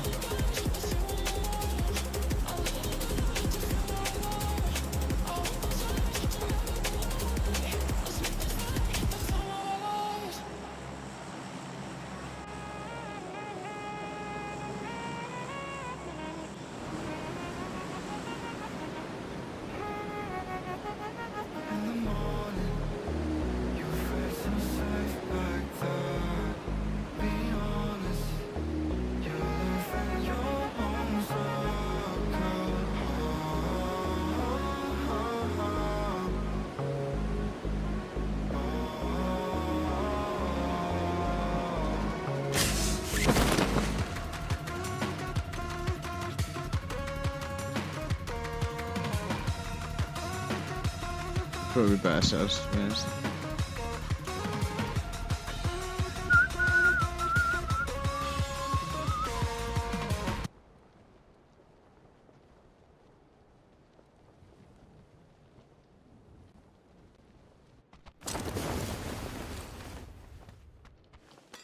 Why wouldn't you fucking land here right where I am? Anyway.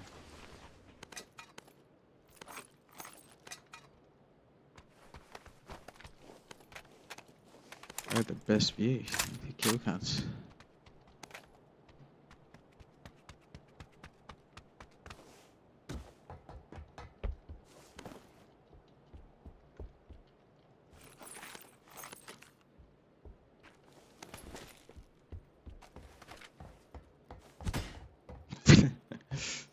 This thing's sick. So poor, man.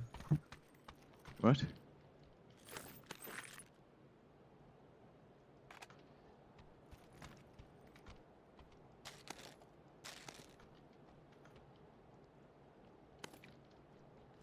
I'm gonna play the SKS.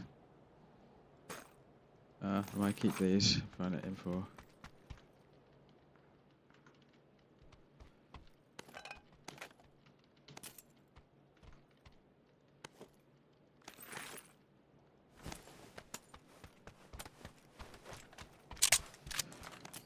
No, I want that.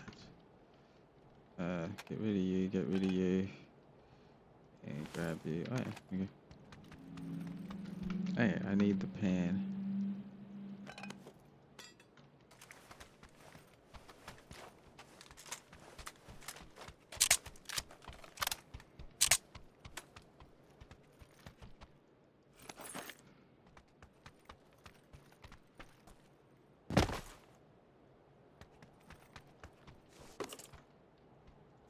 Fuck yeah.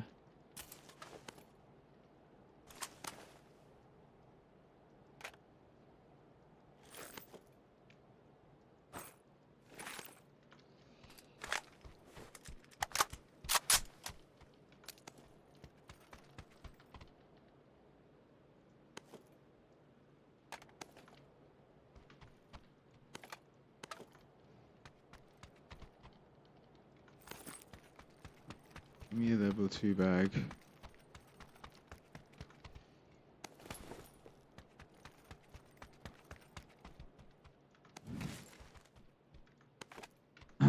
Actually.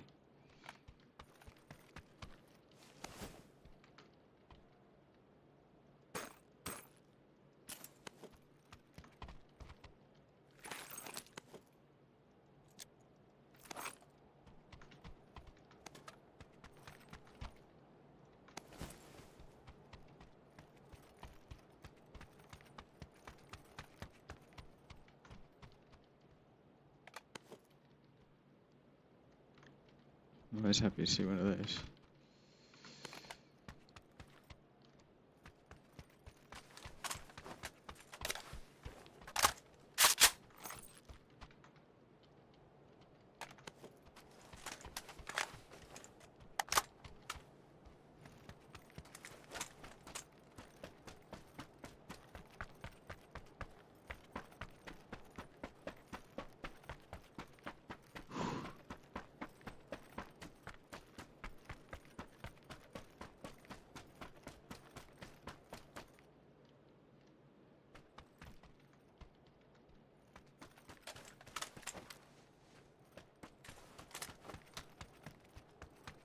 I need an AR comp, honestly. That's what I'm kind of looking for now. AR comp. These guys gonna go. Oh. I'm happy with 6 times. I'll take this before. See what one of them wants it.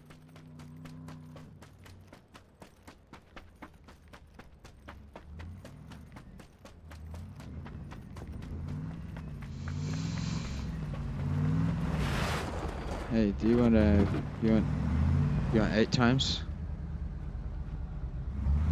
Sorry? Put it 8 times in the car.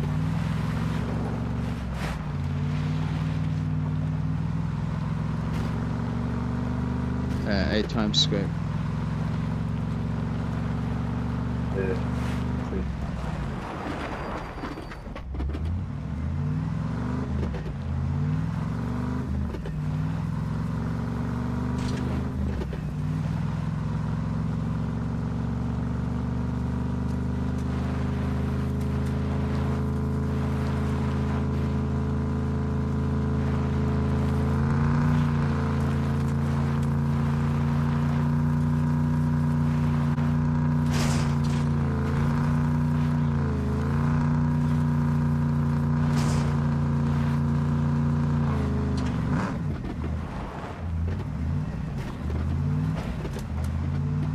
Frick just happened there. It didn't even get damaged. Let me get a bit of damage.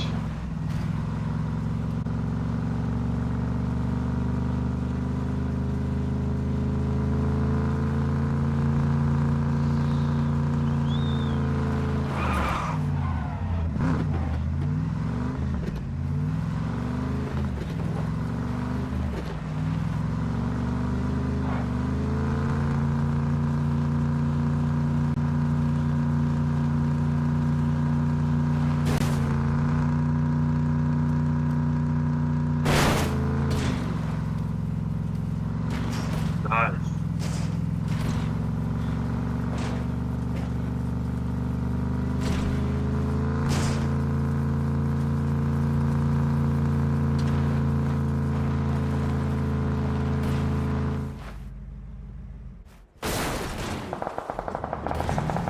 Alright.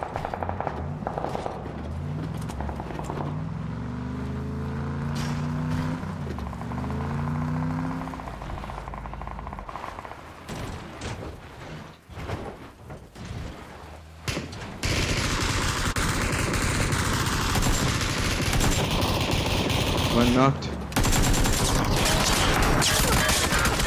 What the fuck, dude? Why did you do that? What the fuck? Like an idiot.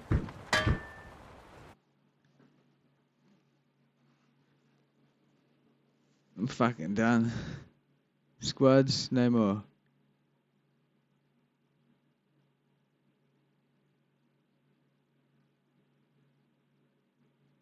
Fucking idiots, bro. These cunts can't play for shit. That's why they always die to people. That is the third time, dude. Fuck, man. Fuck, dude. Fucking retarded. He just runs into the fucking car. He's such an idiot, man. Why don't you run one of them over, you fucking dumb cunt? What an idiot. Uninstall the game, dude. Holy crap, dude.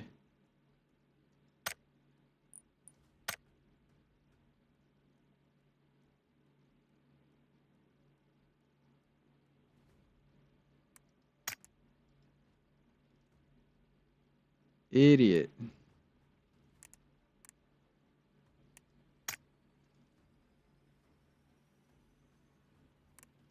Fucking newbies, dude. Nothing but fucking newbies in this game, dude. That you run into. I swear.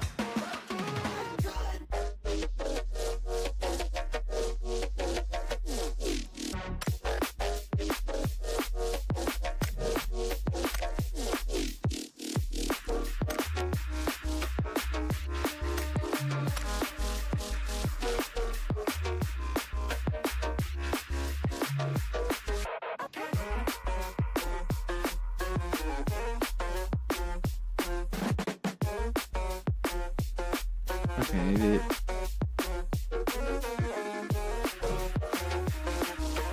Fucking retards in this country. Anyway.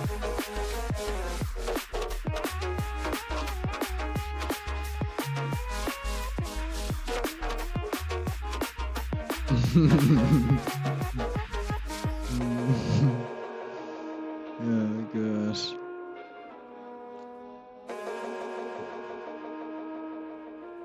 So bad.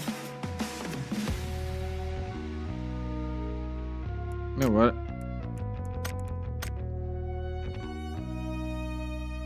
I'm gonna bait my team from now on. If they're idiots like this. Fuck them. Might as well, dude. I'll just bait them. I'll figure out where the other team is.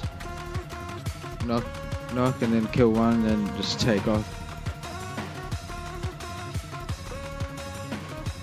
Oh yeah, that's my plan.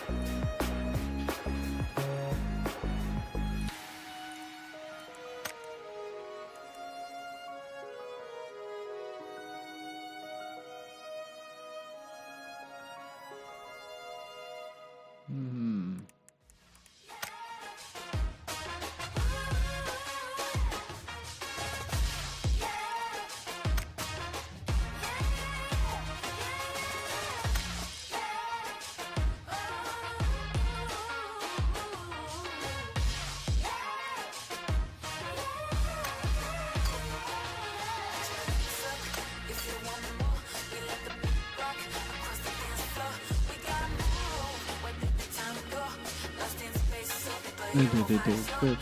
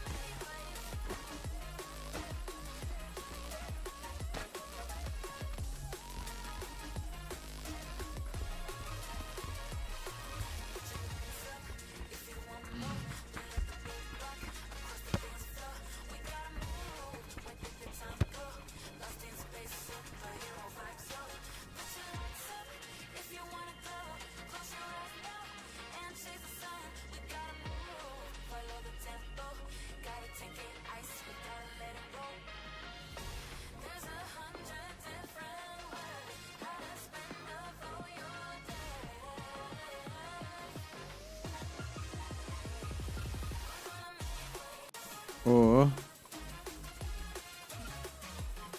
go here.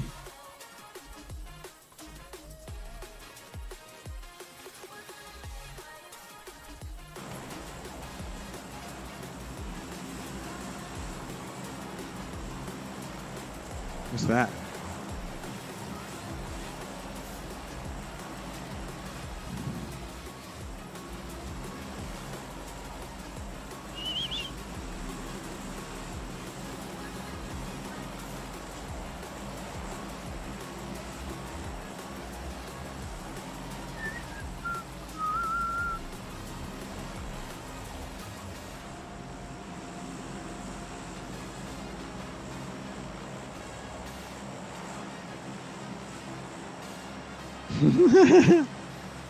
Well, GG.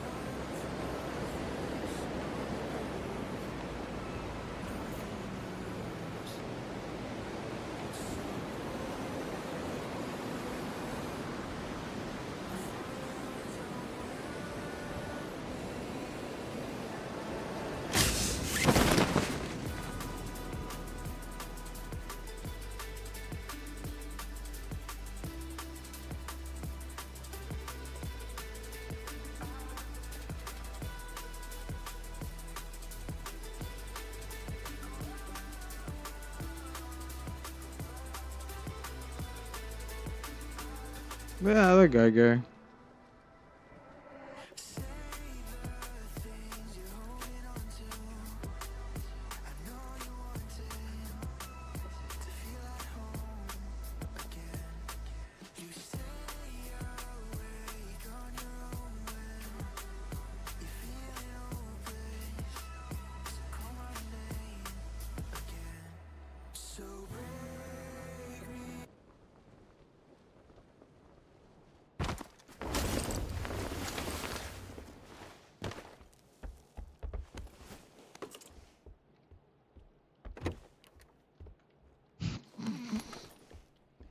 GG.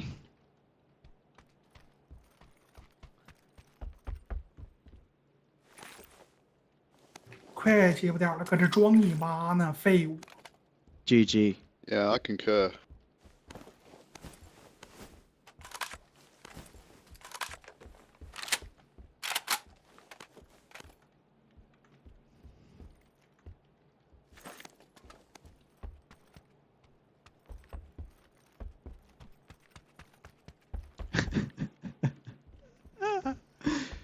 Oh gosh.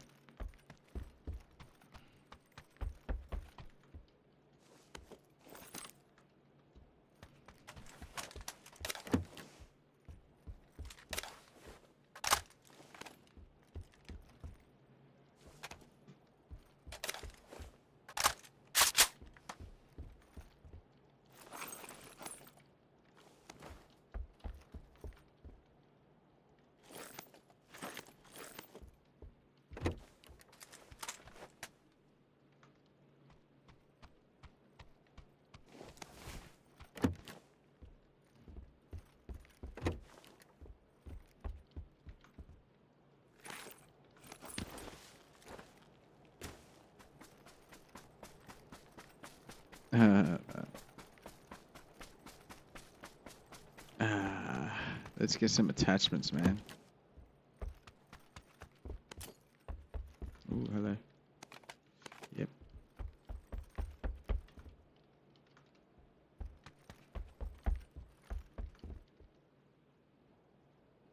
Yeah. Oh, that's good. DMR attachments.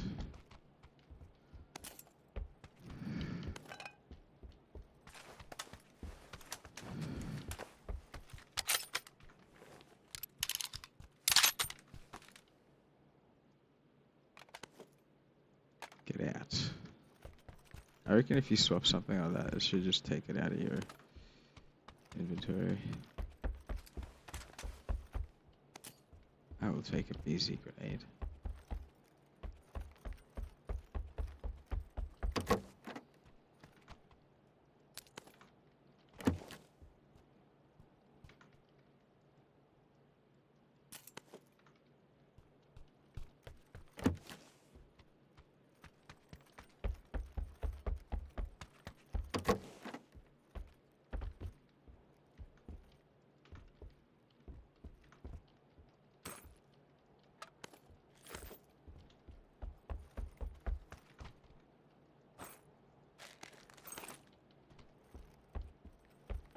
Good to have a little selection.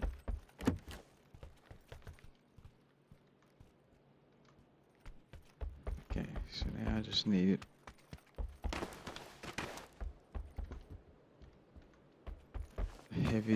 Heavy stock.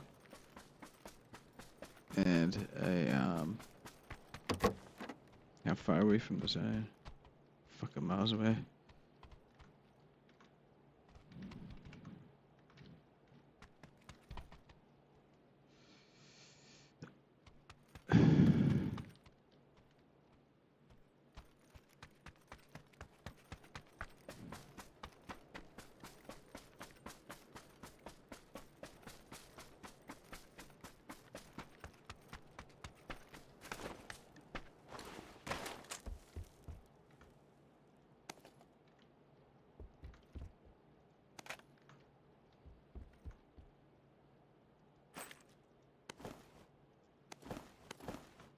Oh, for fuck's sakes.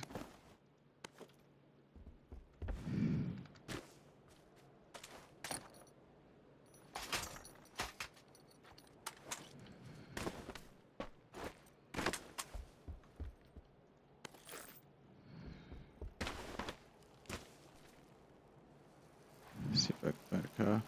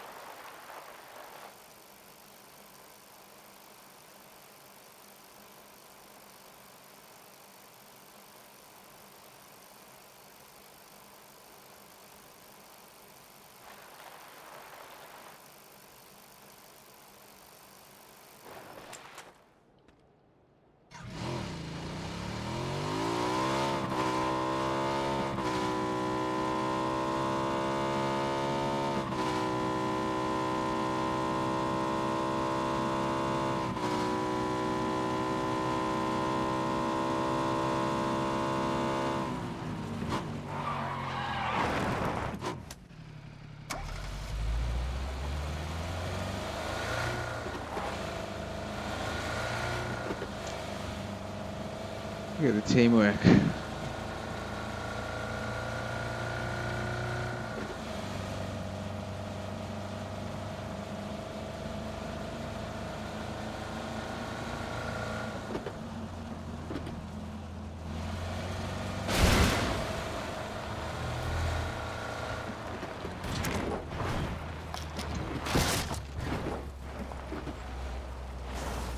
One turn.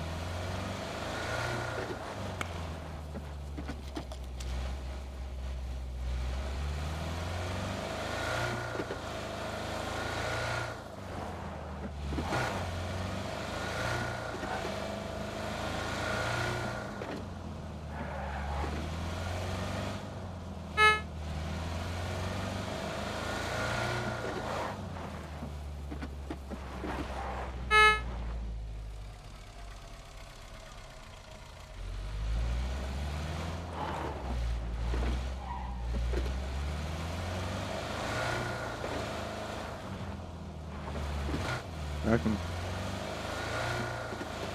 stick waiting for people and then just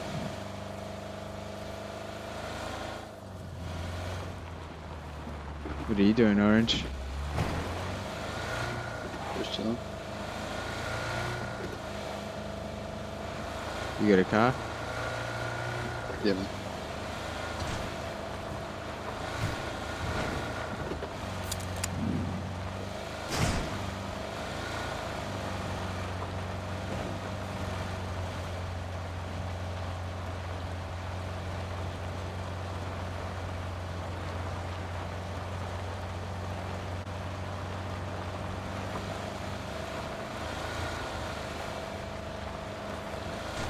Who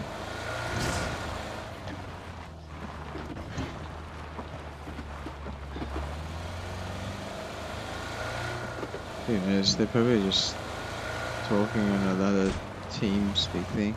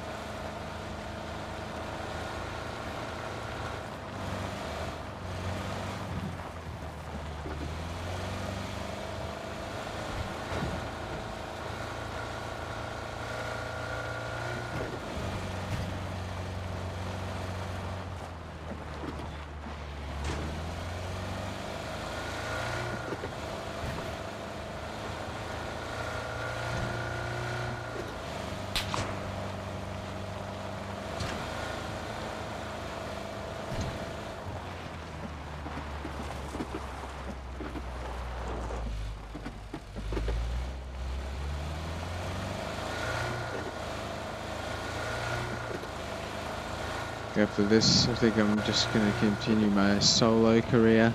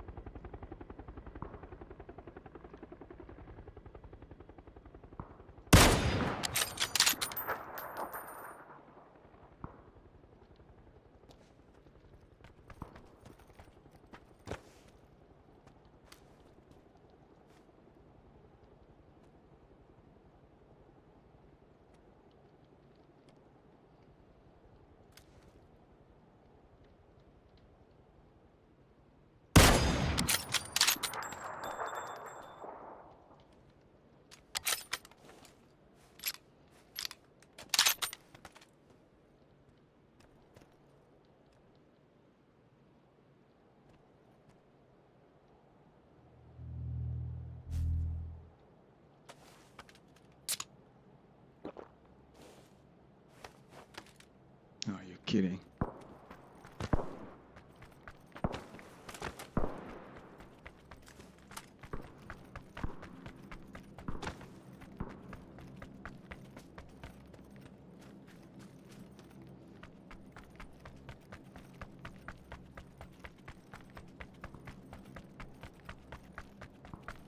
I can see him on the roof.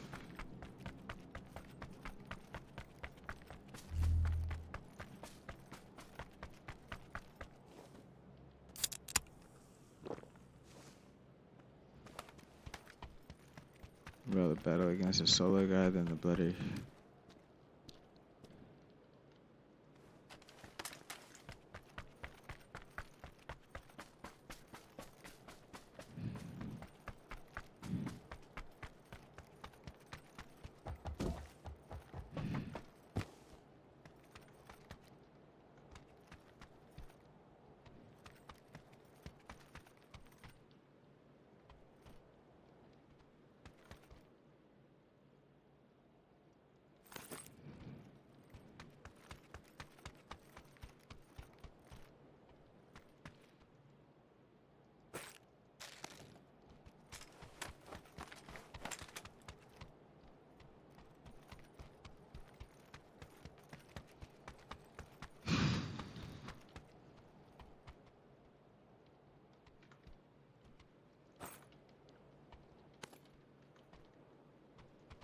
Mountain bike number 2.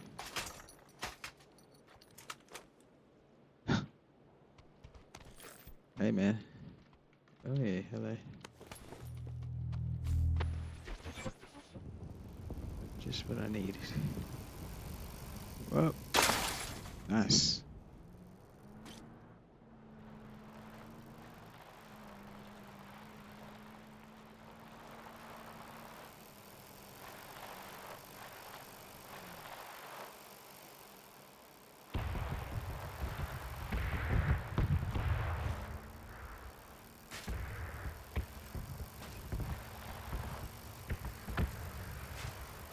Will they survive the mountain bike run?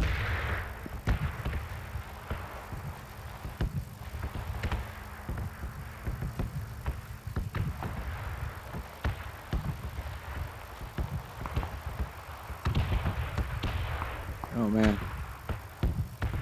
Fucking people everywhere, dude.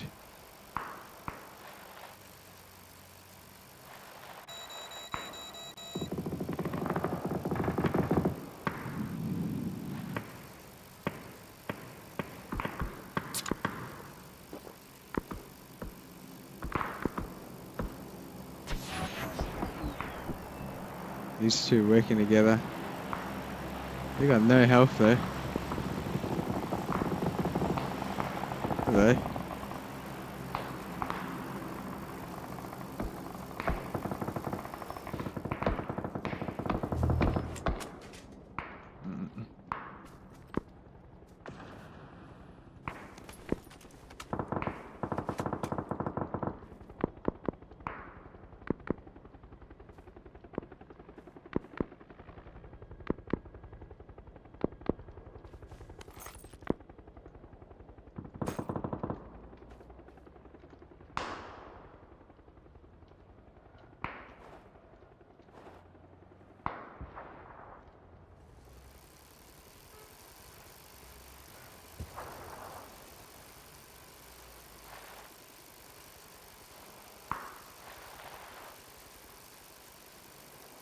Get the fuck out of here, dude. Is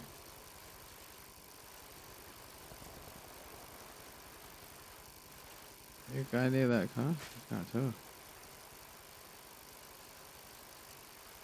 No, I'll take his car.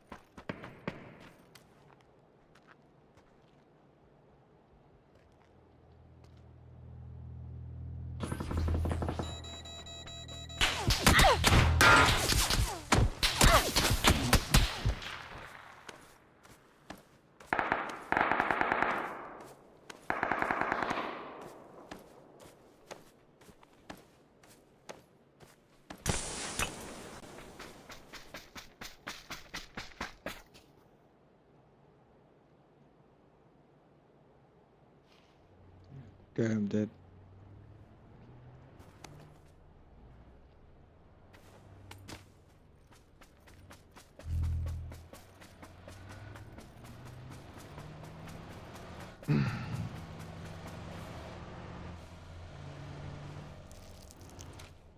Killed 3 though.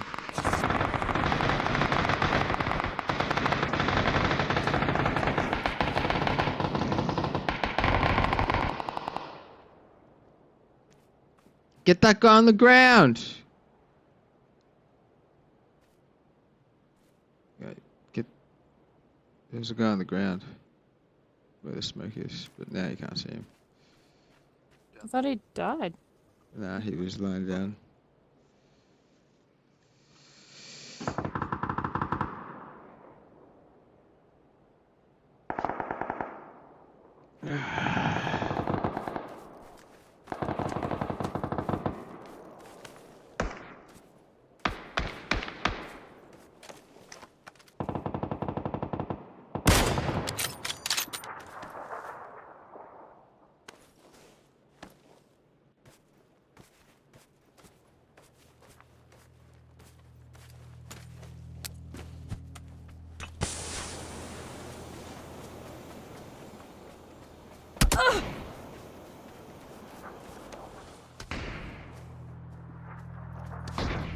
There's one guy for Gilly.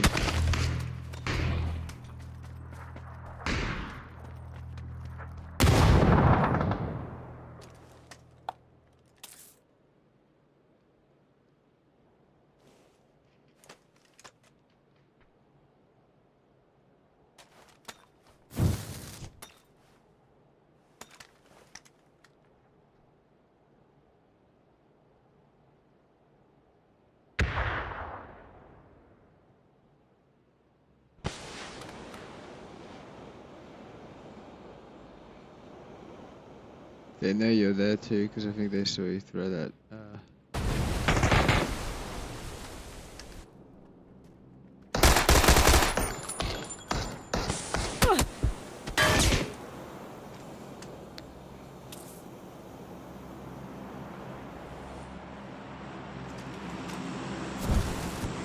Oh gosh.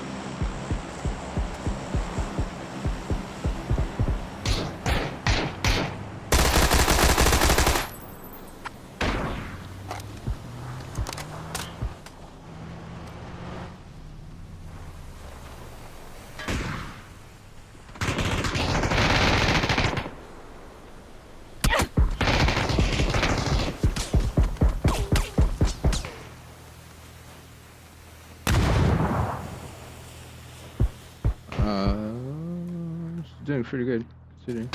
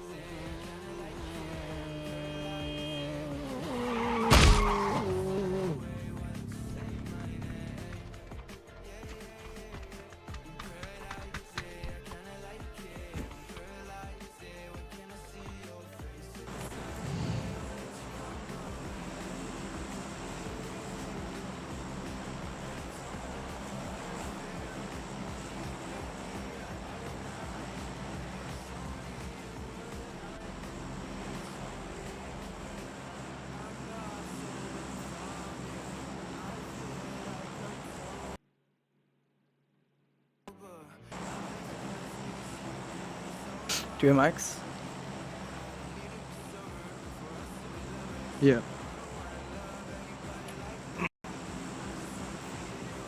Right? I couldn't hear everything you said.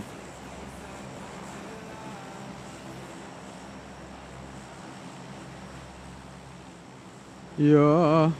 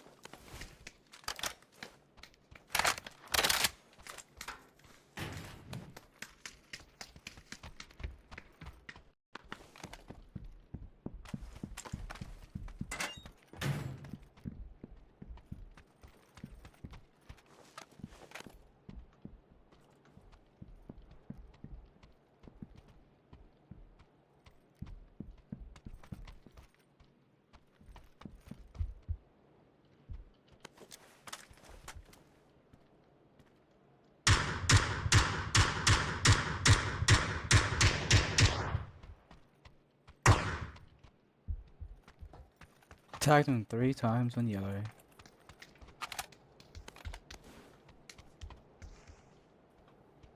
This window on yellow. Gonna go right side.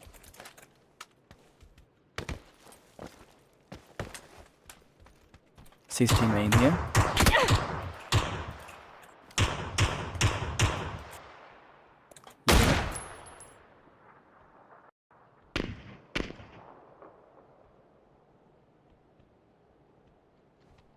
Teammate's healing, not peeking.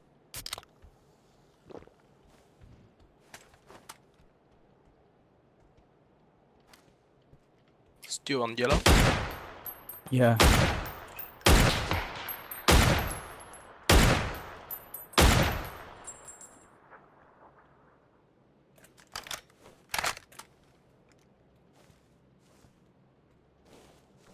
think there's some more to the right, east 100.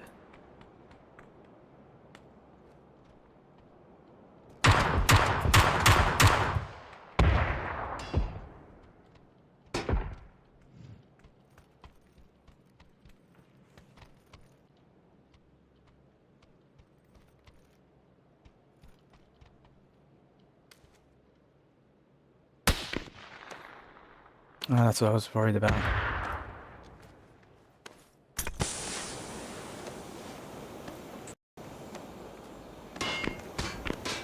Yeah, I can't get over, lad. Can't get over, so... See how you go.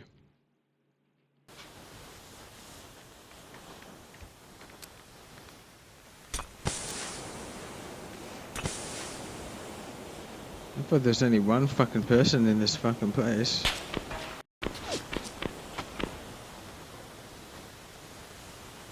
Jump straight down when you get rezzed.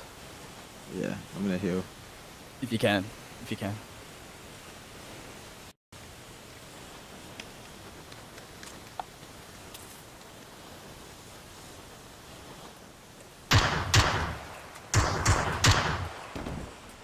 Crossing already, I knew it. Yellow. Gonna go for that right side flank. I need a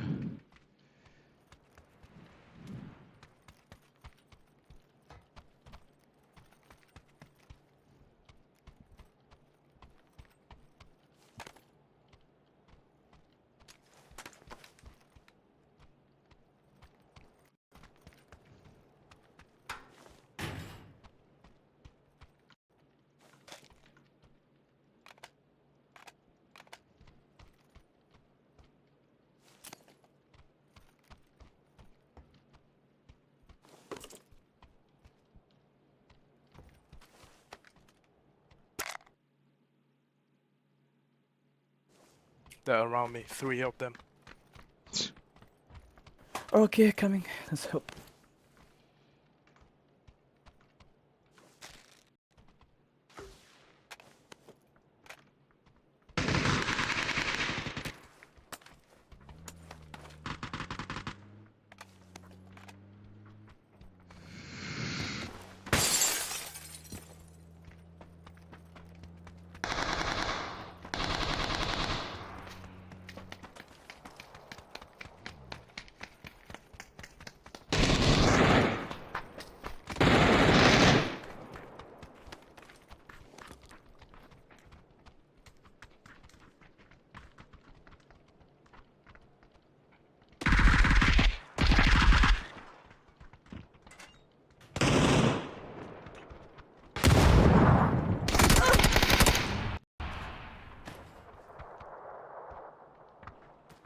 I'm done playing with these dudes.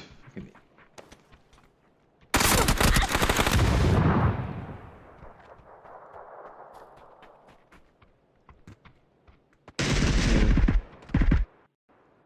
Exit. Dude, it sucks playing with games, dude. Fuck. Can't believe it. It's so fucking annoying. Can't believe how annoying cunts are, man.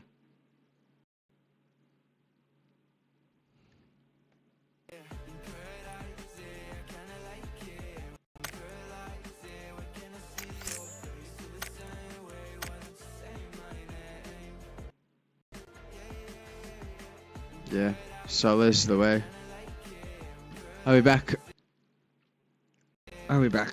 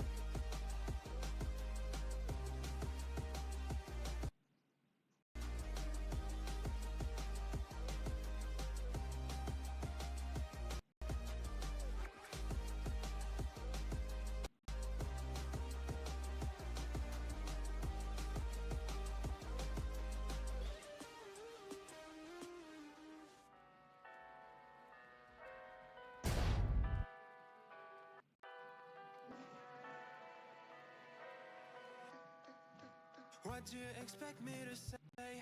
You know that I will always find a way to fuck up everything that we ever made. Some people change and some people don't. Don't give it another shot.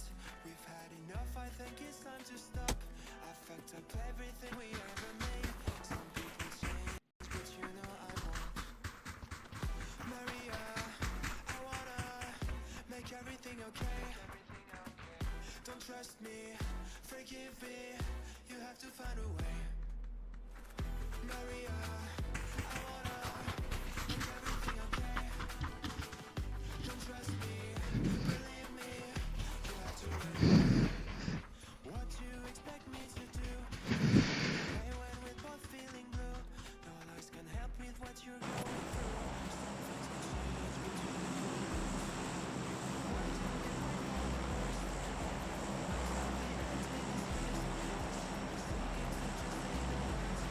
Nice. Get some freaking kills, man. Instead of people killing us.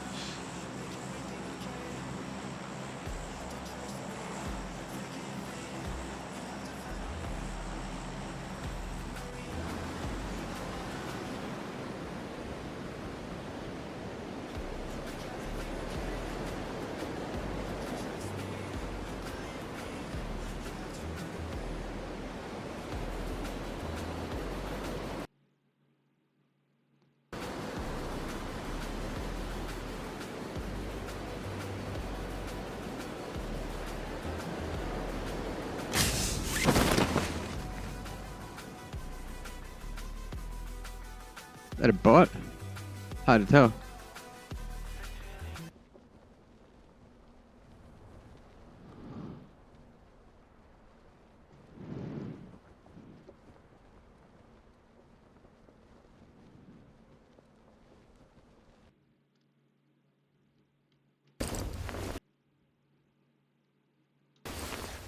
Come on, you stupid sound.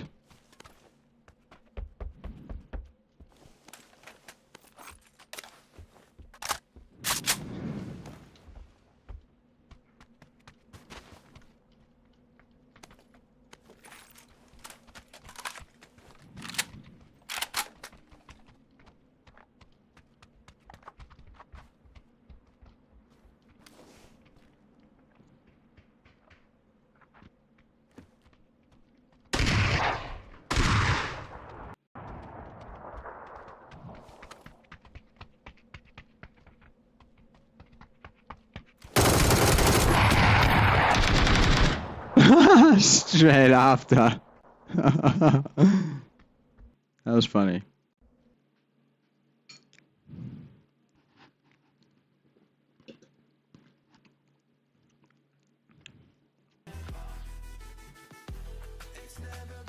Oh man.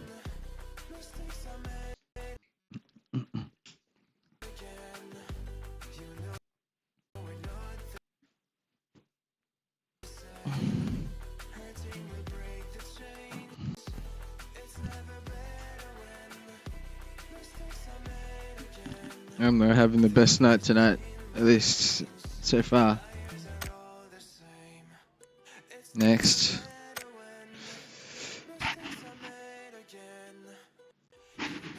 Oh man. Oh yeah, I've got that.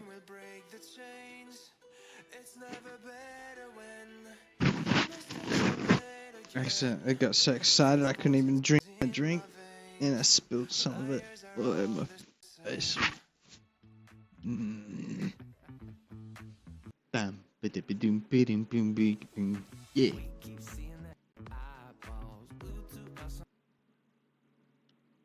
Okay, might be my last one.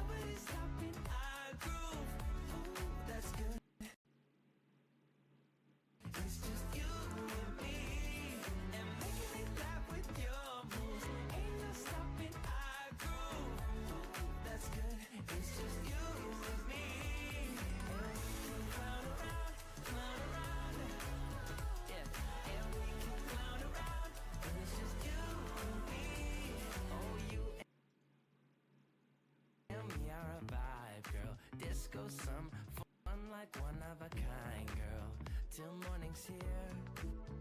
When opinions start to guide us, we won't let them define us. 50%. Oh wow. Thank you.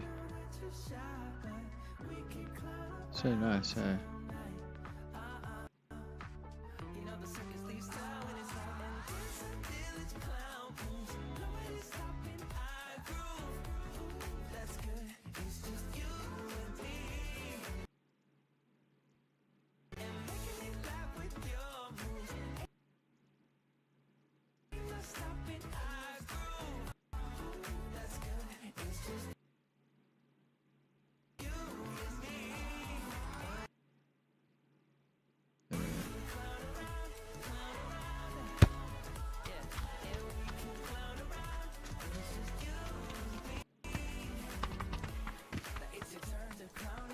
Oh, screw it.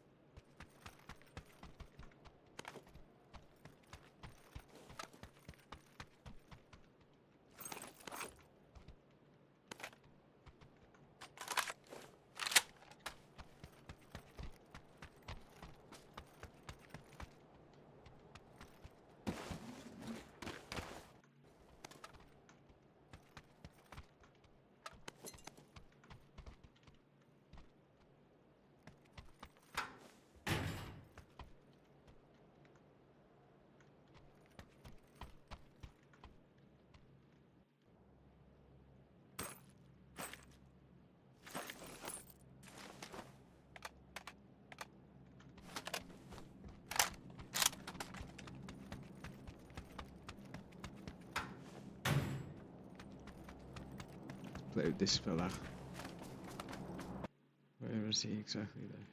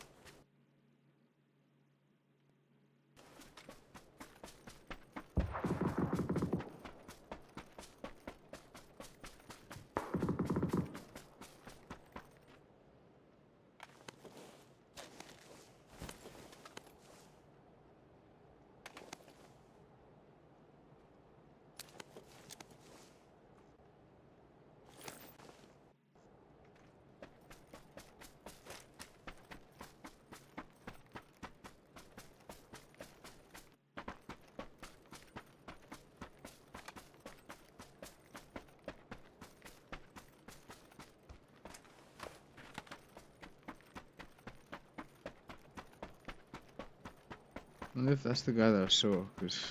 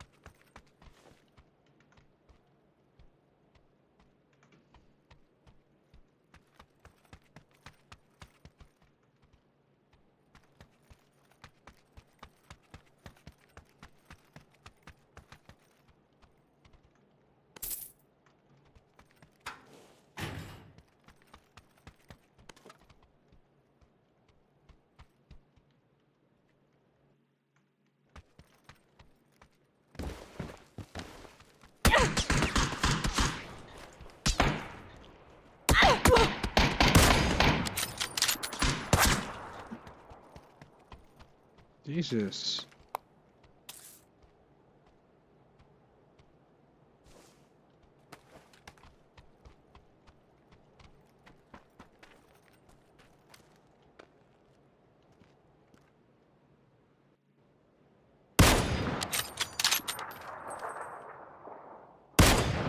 Oh gosh.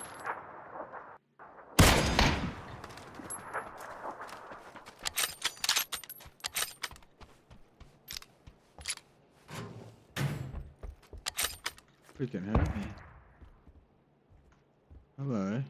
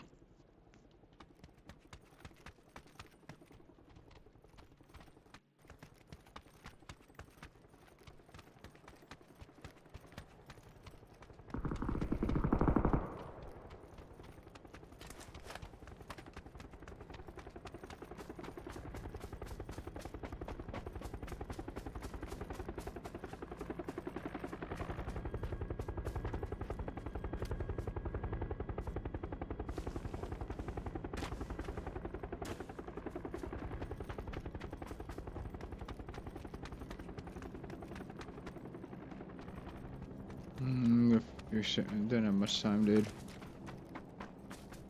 I'll go meet him. I'll let him come to me, kind of thing. Hopefully he doesn't grab that car. I should have just stayed in my spot.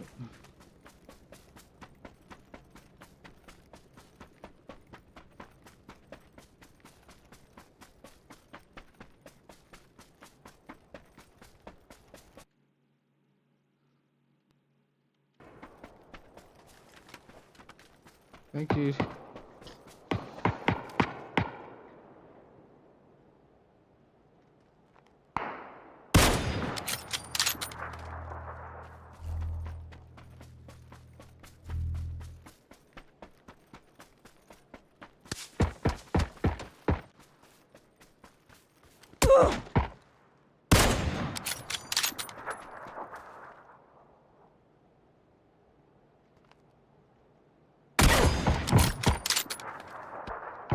The fuck was that? This is so annoying. Fucking bots, bro.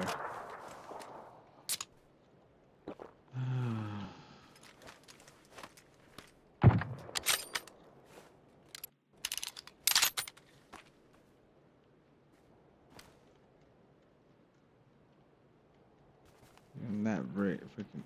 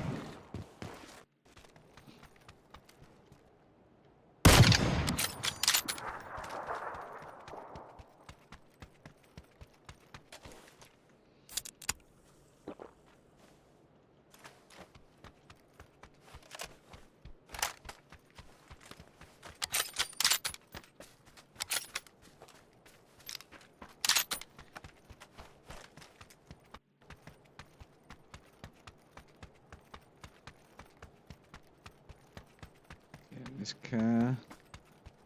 We'll find someone around here. Actually, let's not get in the car. Let's just cruise on in. Cruise on in. I don't need that anymore either.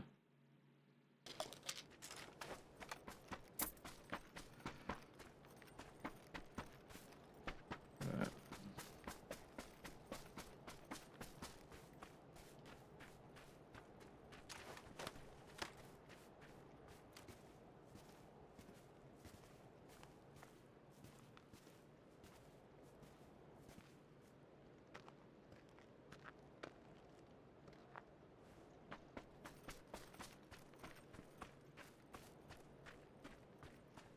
Escape this little place here.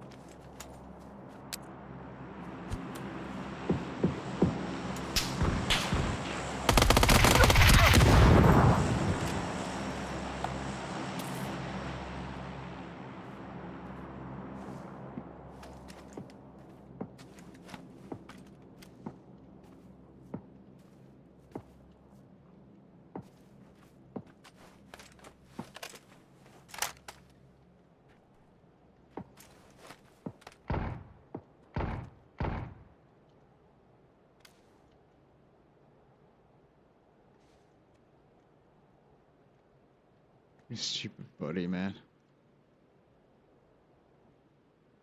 So stupid.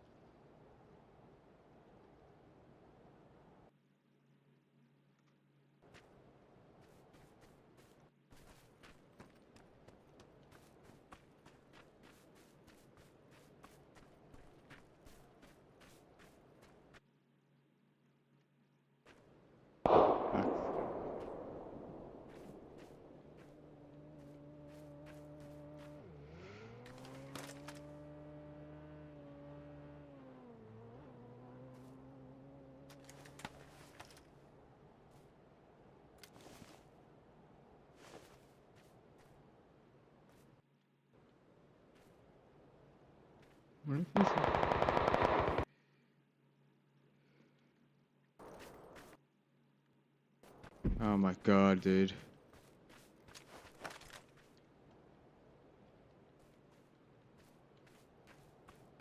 Unbelievable, man.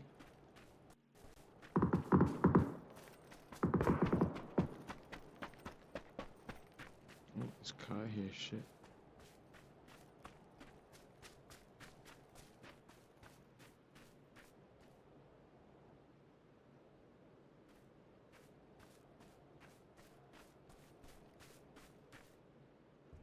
I just want loot, please.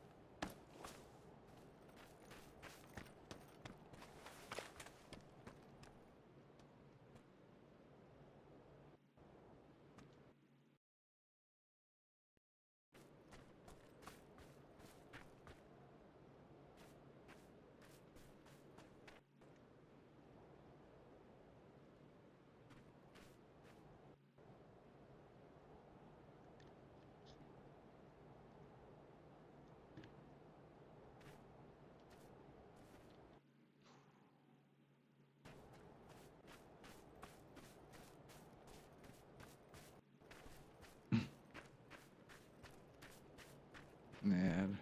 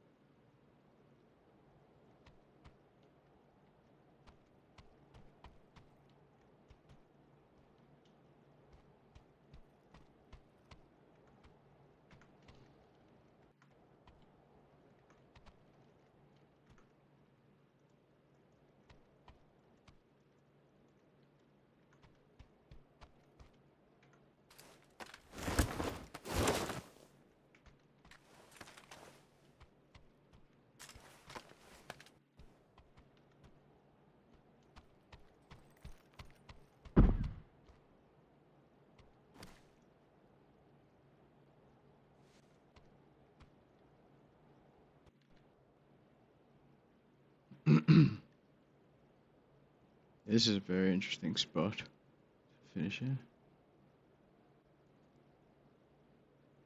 There it is.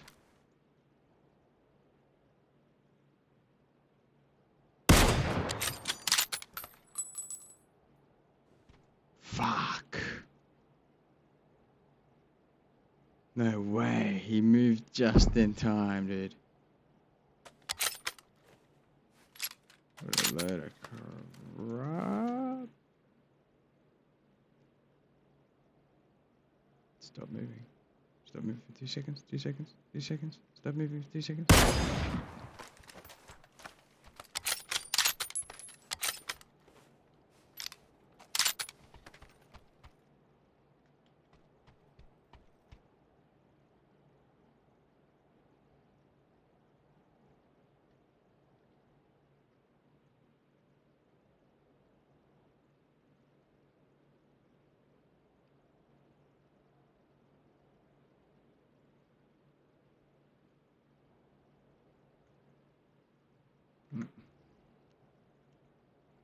Here it is.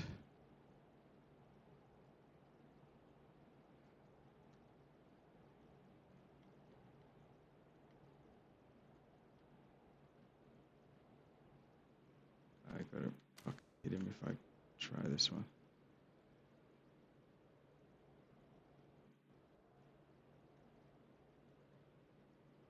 Come on. Show me. Go.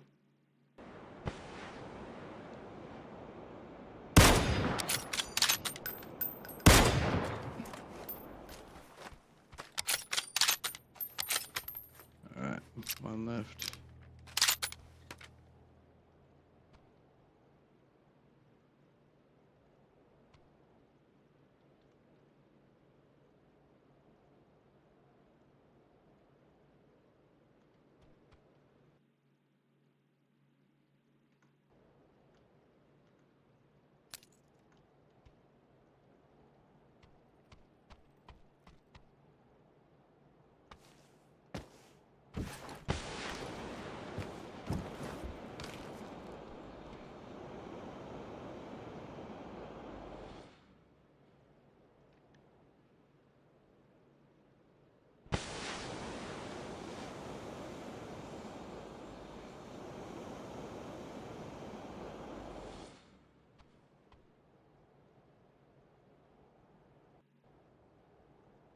You behind that tree? Cause like, why am I getting confused?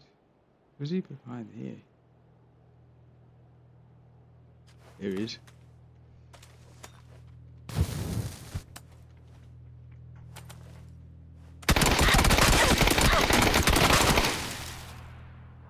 I fucked up.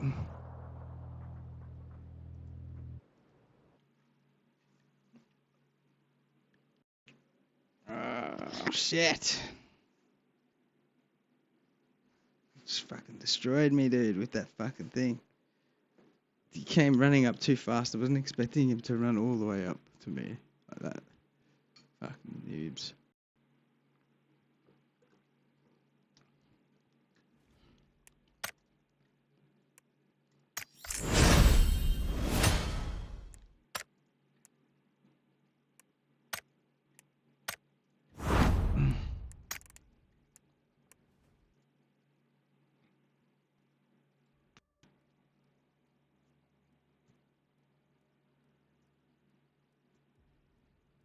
Oh, far out. Itchy. Music.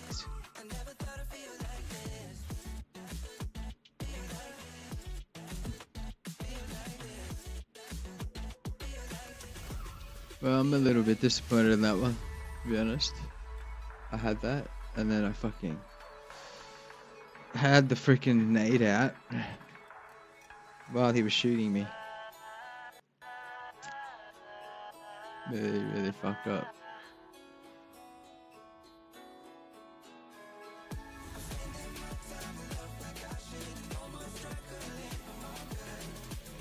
It happens.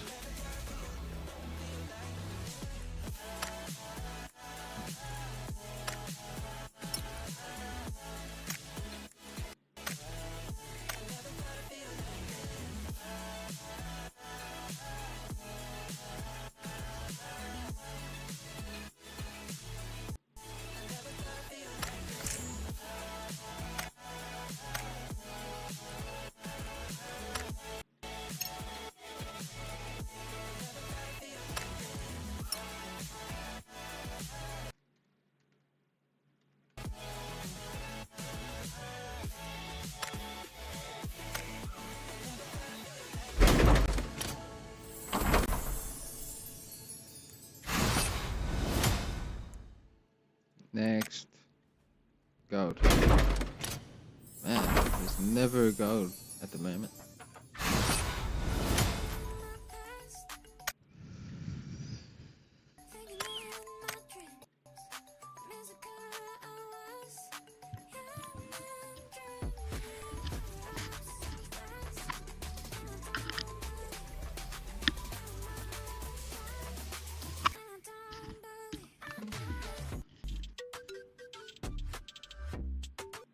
What's this?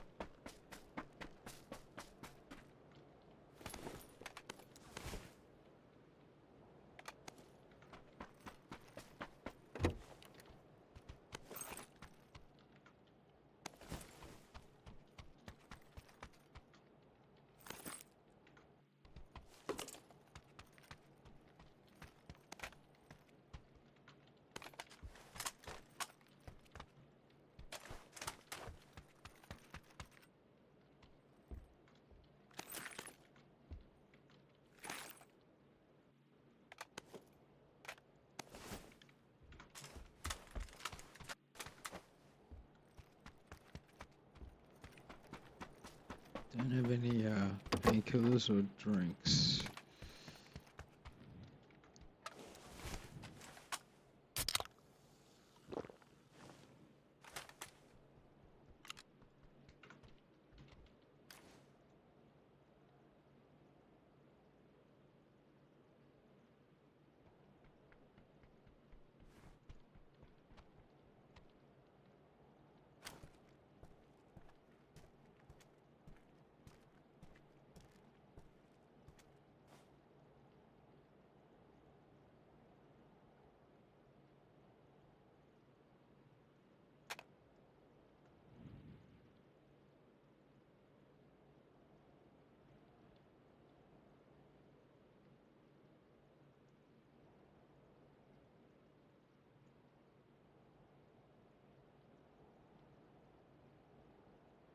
This guy just waiting for me?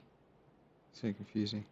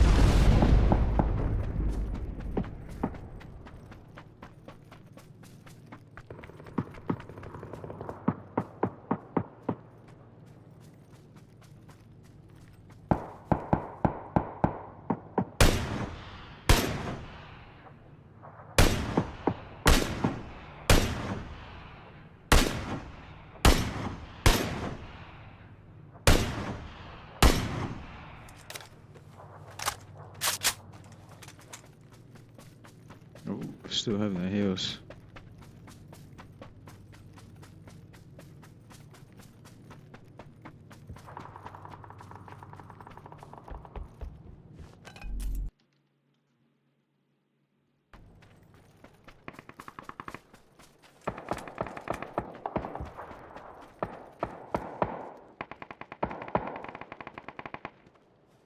There's someone in there, maybe. Like an actual real player.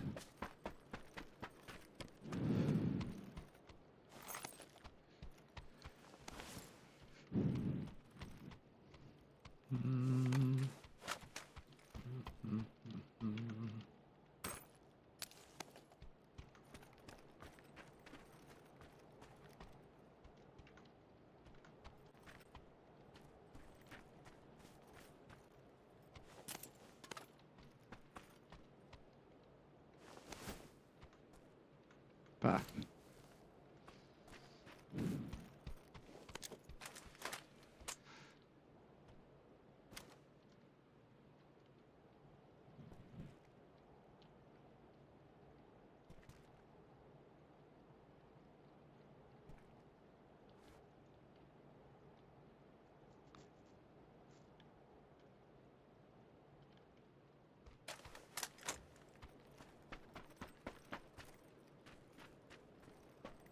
Hello.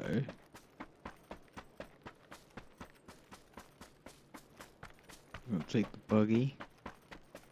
I'm gonna go to here. I'm just gonna chill there for a while.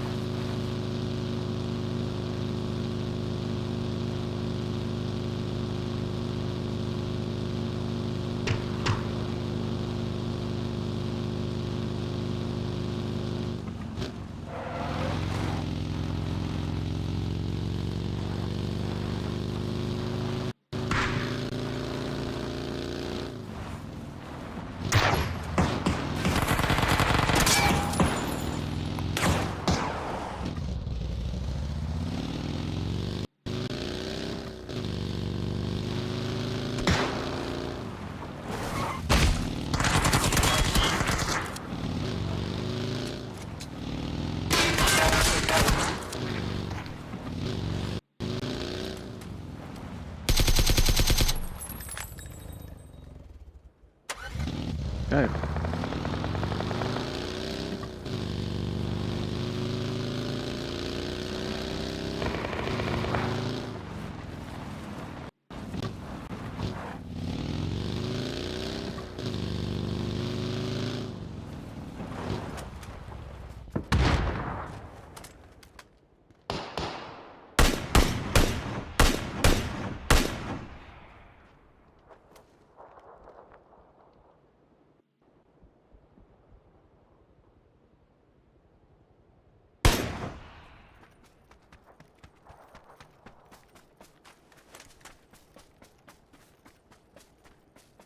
I honestly don't know if this is a real player or not.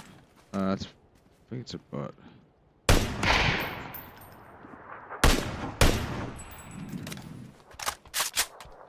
I think it was a bot. I don't know.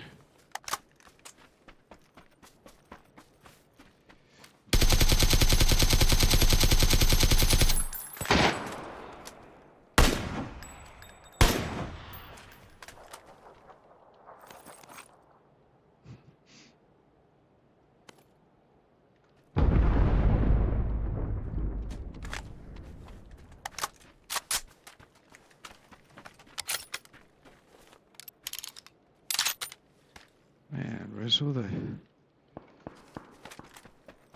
energy drinks and stuff?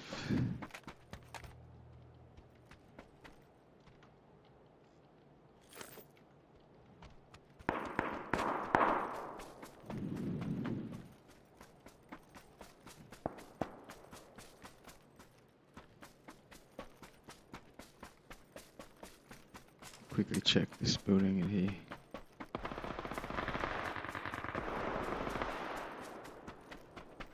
That's real players.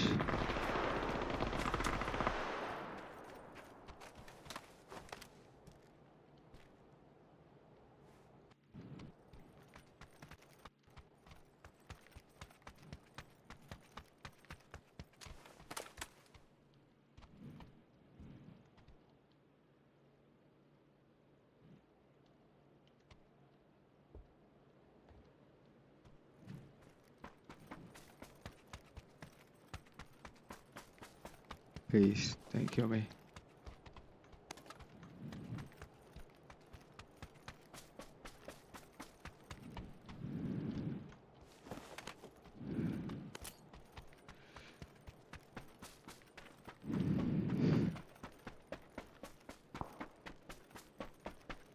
Okay, I'm getting the frick out of here.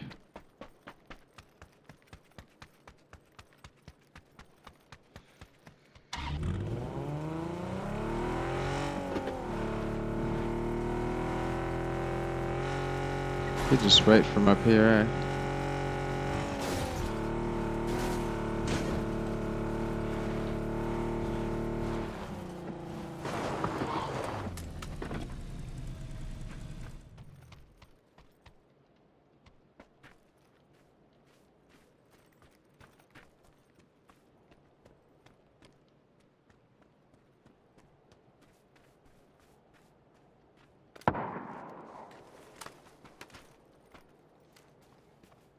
Hello. It's a bot.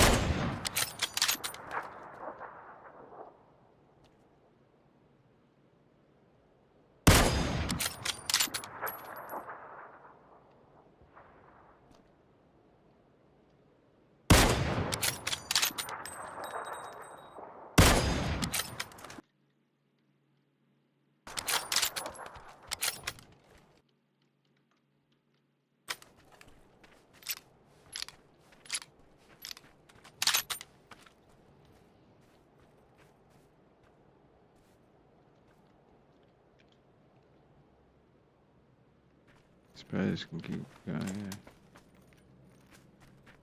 yeah. Ooh, okay.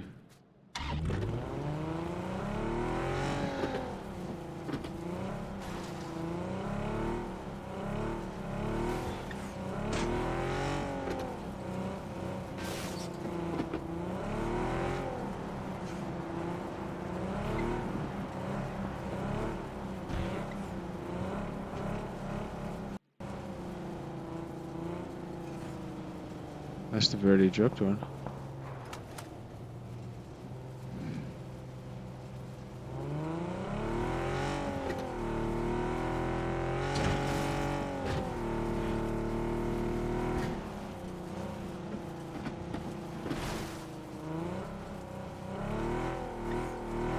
Oh, there it is.